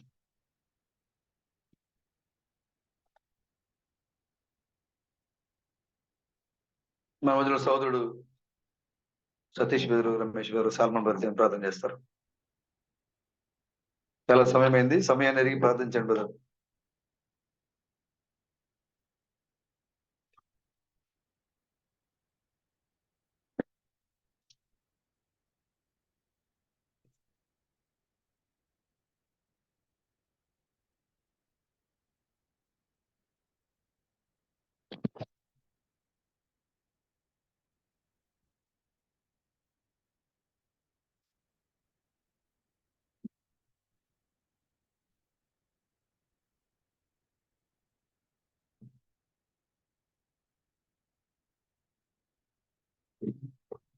స్తోత్రం స్తోత్రం స్తోత్రం స్తోత్రం స్తోత్రం స్తోత్రం స్తోత్రం స్తోత్రం స్తోత్రం స్తోత్రం స్తోత్రం. మమ్మల్ని ప్రేమించిన మా పరమ తండ్రి, మా జీవము, మా బలము, మా ఆస్తి, మా ఐశ్వర్యము, మా స్వాస్థ్యము, మా సర్వస్వముగా ఉన్న దేవుడా మీకు వందనాలు నాయన. ఓ ప్రభు, నీకు గడిచిన సమయంలో మేమంతట్లో అంటే మరి యొక్క చిన్న గృహంలో మమ్మల్ని సమకూర్చి, చిన్న మందిగా మమ్మల్ని సమకూర్చి ప్రభు, ఓ మరి భూమికి ఆకాశానికి దేవుడున్నటువంటి నిన్ను, ఓ మరి ఈ లోకంలో మేము చేసే కార్యాలన్నింటికంటే గొప్ప కార్యమైనటువంటి నిన్ను స్థుతించే భాగ్యాన్ని మాకు ఇచ్చారు ప్రభు. మరి విస్ఫోటం చెల్లించుకున్నాం ప్రభు. ఈ సమయంలో సహోదరుడి ద్వారా ప్రభు మీరు మాట్లాడి మరి ఈ సమయానికి సంఘానికి ఏమి కావాలని మీరు అనుగ్రహించి, ఓ మమ్మల్ని గద్దించి, మమ్మల్ని హెచ్చరించి, మమ్మల్ని బలపరిచి, మరి చివరి గడియల్లో మేము జీవిస్తూ ఉండగా చివరి గడియల్లో మేము ఏ రీతిగా నడుచుకోవాలి, ఓ మరి జీవమునకు ఏర్పరచబడిన వారు ఈ చివరి దినాల్లో ఎలా నడుచుకోవాలి అని మాకు చెప్పి మనకి హెచ్చరించిన దాన్ని బట్టి మీకు స్తోత్రం చెల్లించుకుంటాం ప్రభావ. నేను ఈ సమయంలో నేను విన్నటువంటి ప్రతి ఒక్క మాటను కూడా ప్రతి ఒక్కరము కూడా ప్రభు మా యొక్క హృదయంలో భద్రపరచుకోవడానికి నేను ఇచ్చినటువంటి యొక్క వాక్యానికి పరిశుద్ధాత్మ అనేటువంటి నీరు పెట్టి ప్రభువ ఆ యొక్క వాక్యము మాలో మన 60 100 ఫలించినట్టుగా చేయమని కోరుకుంటున్నాం ప్రభువ. ప్రతి ఒక్క విషయంలో పరిశుద్ధ గ్రంథంలో ప్రతి ఒక్క విషయంలో కూడా మరి ఇక చివరి దినాల్లో మేము మీ యొక్క ఉద్దేశం ఏమిటి, ఈ చివరి దినాల్లో మేము ఎలా నడుచుకోవాలి, ఎలా ప్రవర్తించాలి, ఏది మాట్లాడాలి, ఏమి వినాలి, ఏమి చూడాలి, ఏ విషయాల్ని గ్రహించాలి, ఏ విషయాలకి దూరంగా ఉండాలని ప్రభువా మరి మమ్మల్ని ఆశీర్వదించి తండ్రి వారి యొక్క గ్రంథాన్ని మనకిచ్చి ఈ యొక్క గ్రంథాన్ని మరి వివరించి వివరించి వివరించి పసిబిడ్డకి మరి ఒక స్పూన్ తో జాగ్రత్తగా మరి తాగించినట్లుగా మరి ప్రతి ఒక్క విషయాన్ని వివరించి వివరించి మాతో పంచుకుంటూ అంటే మరి మీరు మా ఎడల ఎంత ప్రేమను కలిగి ఉన్నారని, మా ఎడల ఎంత అక్కరను కలిగి ఉన్నారని మాకు బయలుపరుస్తూ ఉన్న ప్రభావ నీకు స్తోత్రం. ప్రేమకు అంటే మీరు చెప్తుంది మేమైతే మరి ఏమాత్రం పాత్రము కాదు కానీ ప్రభావ మరి ఈ యొక్క ప్రేమను బట్టే మేము ఎంతగా మరి ఈ సమయంలో చెప్పిన విధంగా మేము క్రీస్తు విన్నామే దేవుడు మేము అంగీకరించి మేము చివరి దినాల్లో ఉన్నాము, మేము అంతపడిపోతున్నాము అని మరి నేను చెప్పుకుంటూ మేము ఏదో సమయంలో సోదరుడు చెప్పిన విధంగా మరి మరి కుటుంబస్తుల మధ్యలో కానీ బయట కానీ మరి ఏదైనా విషయాల్లో మరి మాలో కోపము కానీ మరి ఈర్ష్య కానీ ద్వేషములు కానీ మాలో మరి ఉదయం మమ్మల్ని విడిచిపెట్టకుండా ఓ ప్రభు మమ్మల్ని మరి మీ యొక్క వాక్యంతో మరి మమ్మల్ని మళ్ళా జిగురుగా చేసి ప్రభువా పరిపూర్ణటువంటి మరి క్రీస్తులుగా మమ్మల్ని రూపొందిస్తున్నాం ప్రభువా. అందుని బట్టి మీ స్తోత్రం చెల్లించుకుంటాం నాయన. ఎన్నో ఉన్న విషయాలు ప్రభువా, ప్రతి ఒక్క విషయం కూడా ప్రభువా మీరు మమ్మల్ని బలపరచడానికి మమ్మల్ని ఆ గొప్ప ఎత్తబడికి మమ్మల్ని సిద్ధపరచడానికి మీరు చేస్తున్నటువంటి మీ స్తోత్రం చెల్లించుకుంటాం. అంటే మీ యొక్క భయభక్తులతో అణుగుతూ మరి ఇక ఇవ్వాల్సిన సమయాన్ని మరి ఇస్తూ ముందుకు సాగటం మరి సాయం చేయండి. ఎందుకంటే సంఘంలో ప్రతి ఒక్కరిని ఇక్కడ సమకూర్చుకున్నట్టు ప్రతి ఒక్కరిని మీరు ఆశ్రయించి ప్రతి ఒక్కరిని మరి ఈ గడి నుంచి మరింతగా మేము మీ యొక్క భయభక్తులతో మరి మేము విశ్వాసంలో బలపరుచుకుంటూ మేము ముందుకు సాగినట్టు మా సాయం చేయమని మా ద్వారా మీరే స్తుతి ఘనత మహిమ ప్రభావాలు పొందుకోమని క్రీస్తు నామములో మీ యొక్క నిత్యమైన నామములో చెప్పుకున్నాం.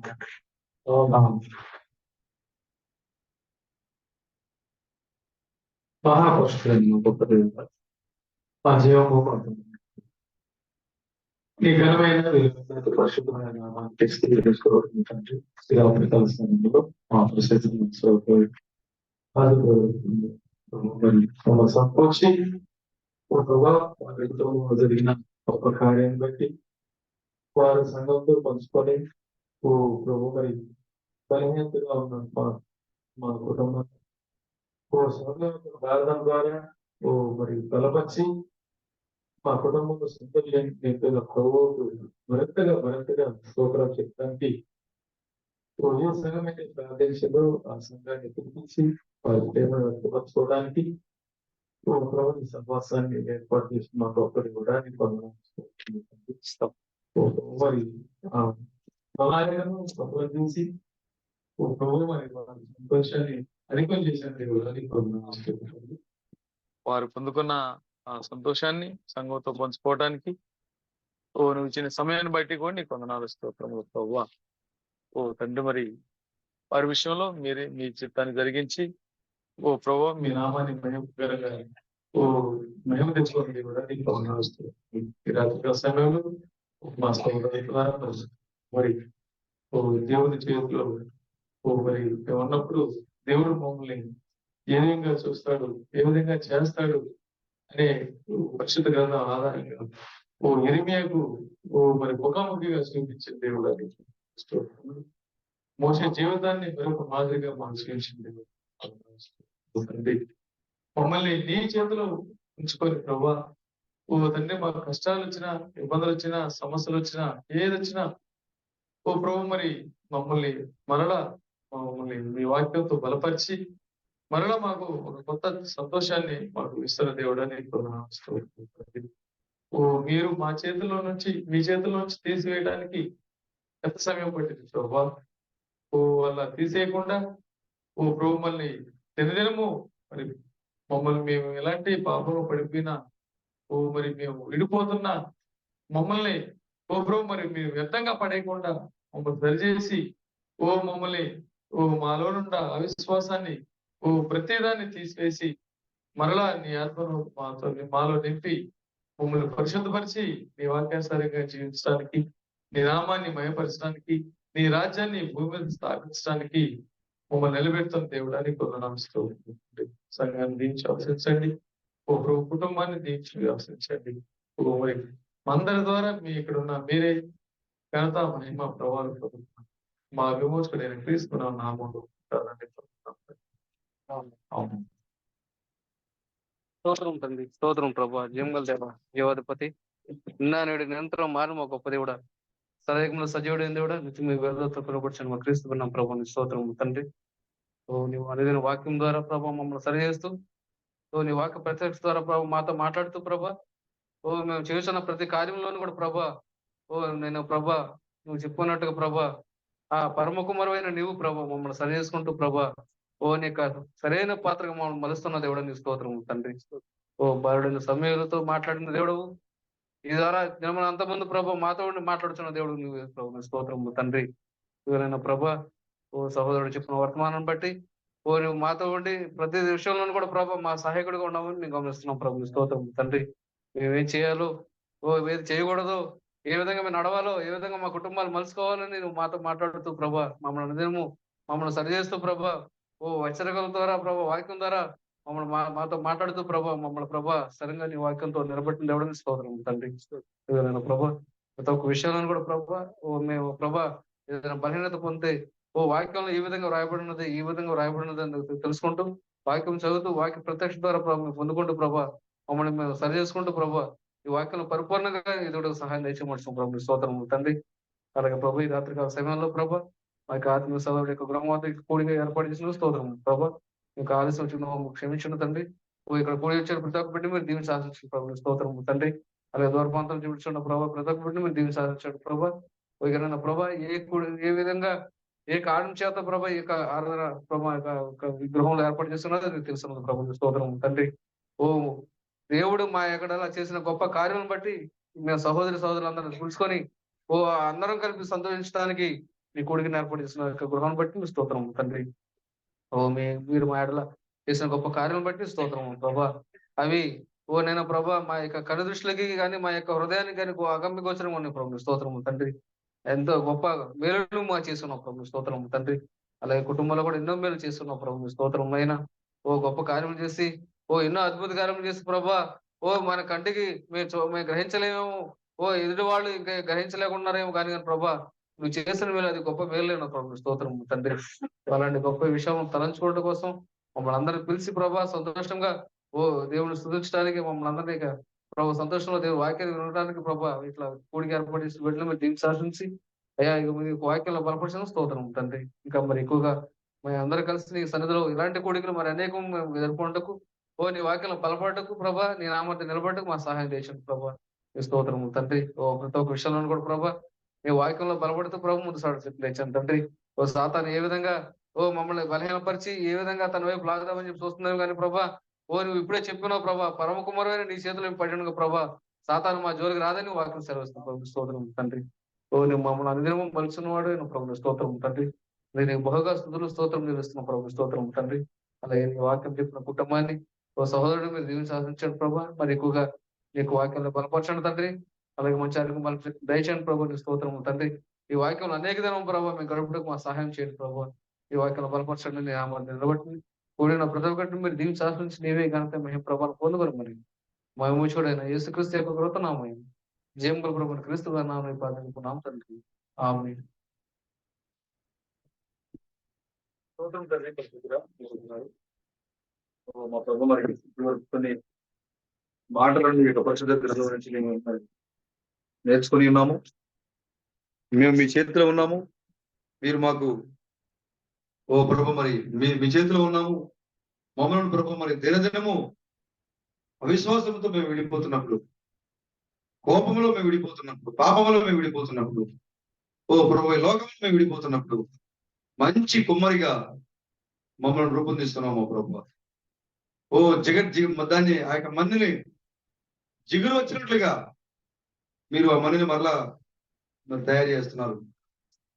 మేము పరిశుద్ధాత్మను కోల్పోయి విడిపోతున్నప్పుడు, వాక్యాన్ని కోల్పోయి మేము విడిపోతున్నప్పుడు మరలా మరింత జిగురుగా రావడానికి పరిశుద్ధాత్మను మాలో కుమ్మరించి మేము మరింతగా జిగురుగా రావడానికి మరింతగా మరి వాక్యములు రావడానికి మమ్మల్ని ప్రభు మరి రూపొందిస్తున్న దేవుడు మీకే వందనాలు, స్తోత్రములు.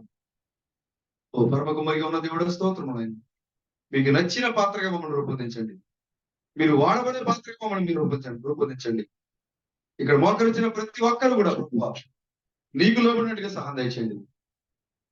మాలో జరిగే యుద్ధాలు, మాలో జరిగే పోరాటాలు మా సంబంధం ప్రభు మరి మా యొక్క అవయవాలు భోగేచ్ఛల నుంచే జరుగుతాయని చెప్పారు.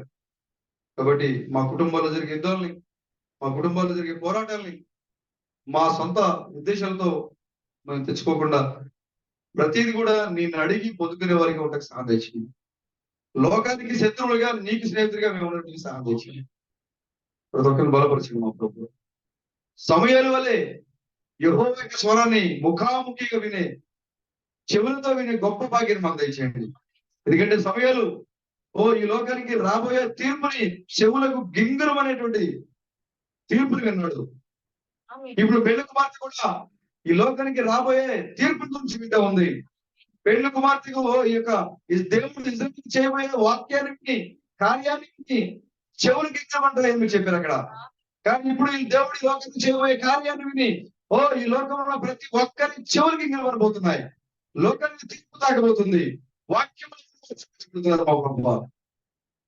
ప్రతి ఒక్కరి వాక్యంతో నింపండి, బలపరచండి. ఒకసారి మా కుటుంబానికి జ్ఞాపకం చేసుకోండి. మీరు అందులో మరి ప్రభు చూపించింది మీకు వందనాలు చెల్లిస్తున్నాం.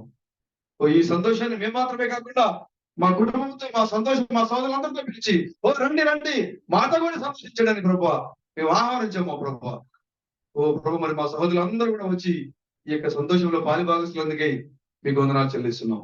ప్రతి ఒక్కరిని బలపరచండి. ఎంతో ప్రయాసతో మరి ఈ యొక్క రాత్రికాల సమయంలో ప్రయాణించి వచ్చారు వారి కుటుంబాలు విడిచిపెట్టి. వారు తగిన విధంగా వారికి దీవులు దయచేయండి. మా సహోదరు చాలా కూడా వందనాలు. ప్రభు మరి గత కొన్ని దినాలుగా మరి సహోదరు బలహీనతతో మరి ఇబ్బందులు పడుతున్నారు. మరి అది మాకు తెలిసిపోయింది. మొదలు పగలబడి సాధారణ నువ్వు మమ్మల్ని మోసం చేయలేదు. వ్యాధుల రూపం మాకు తెలిసిపోయింది. క్యాన్సర్ పగలబడితే లోపల దయ్యము, జ్వరాన్ని పగలబడితే లోపల దయ్యము, షుగర్ పగలబడితే దయ్యము, బీపీ పగలబడితే దయ్యము. దయ్యమా నీ ఊరికి మాకు తెలిసిపోయింది.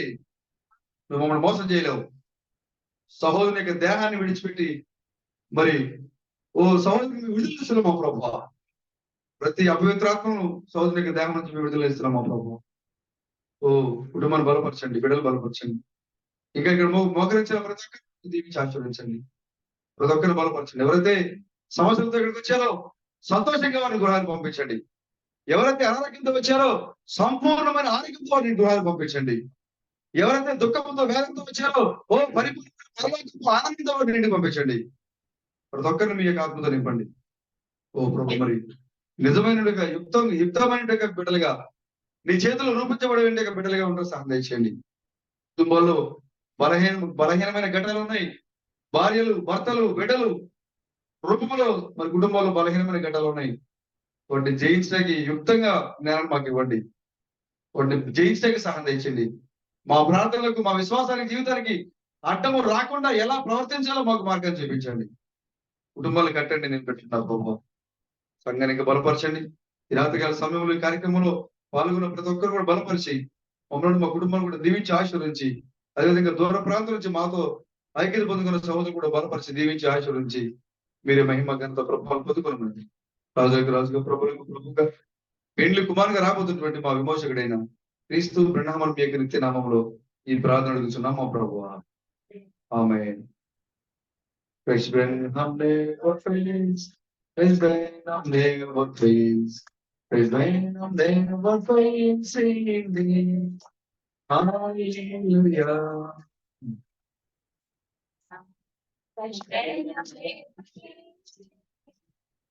It's coming very soon. It's coming very soon. It's coming very soon indeed. Hallelujah. Hallelujah. It's coming very soon indeed.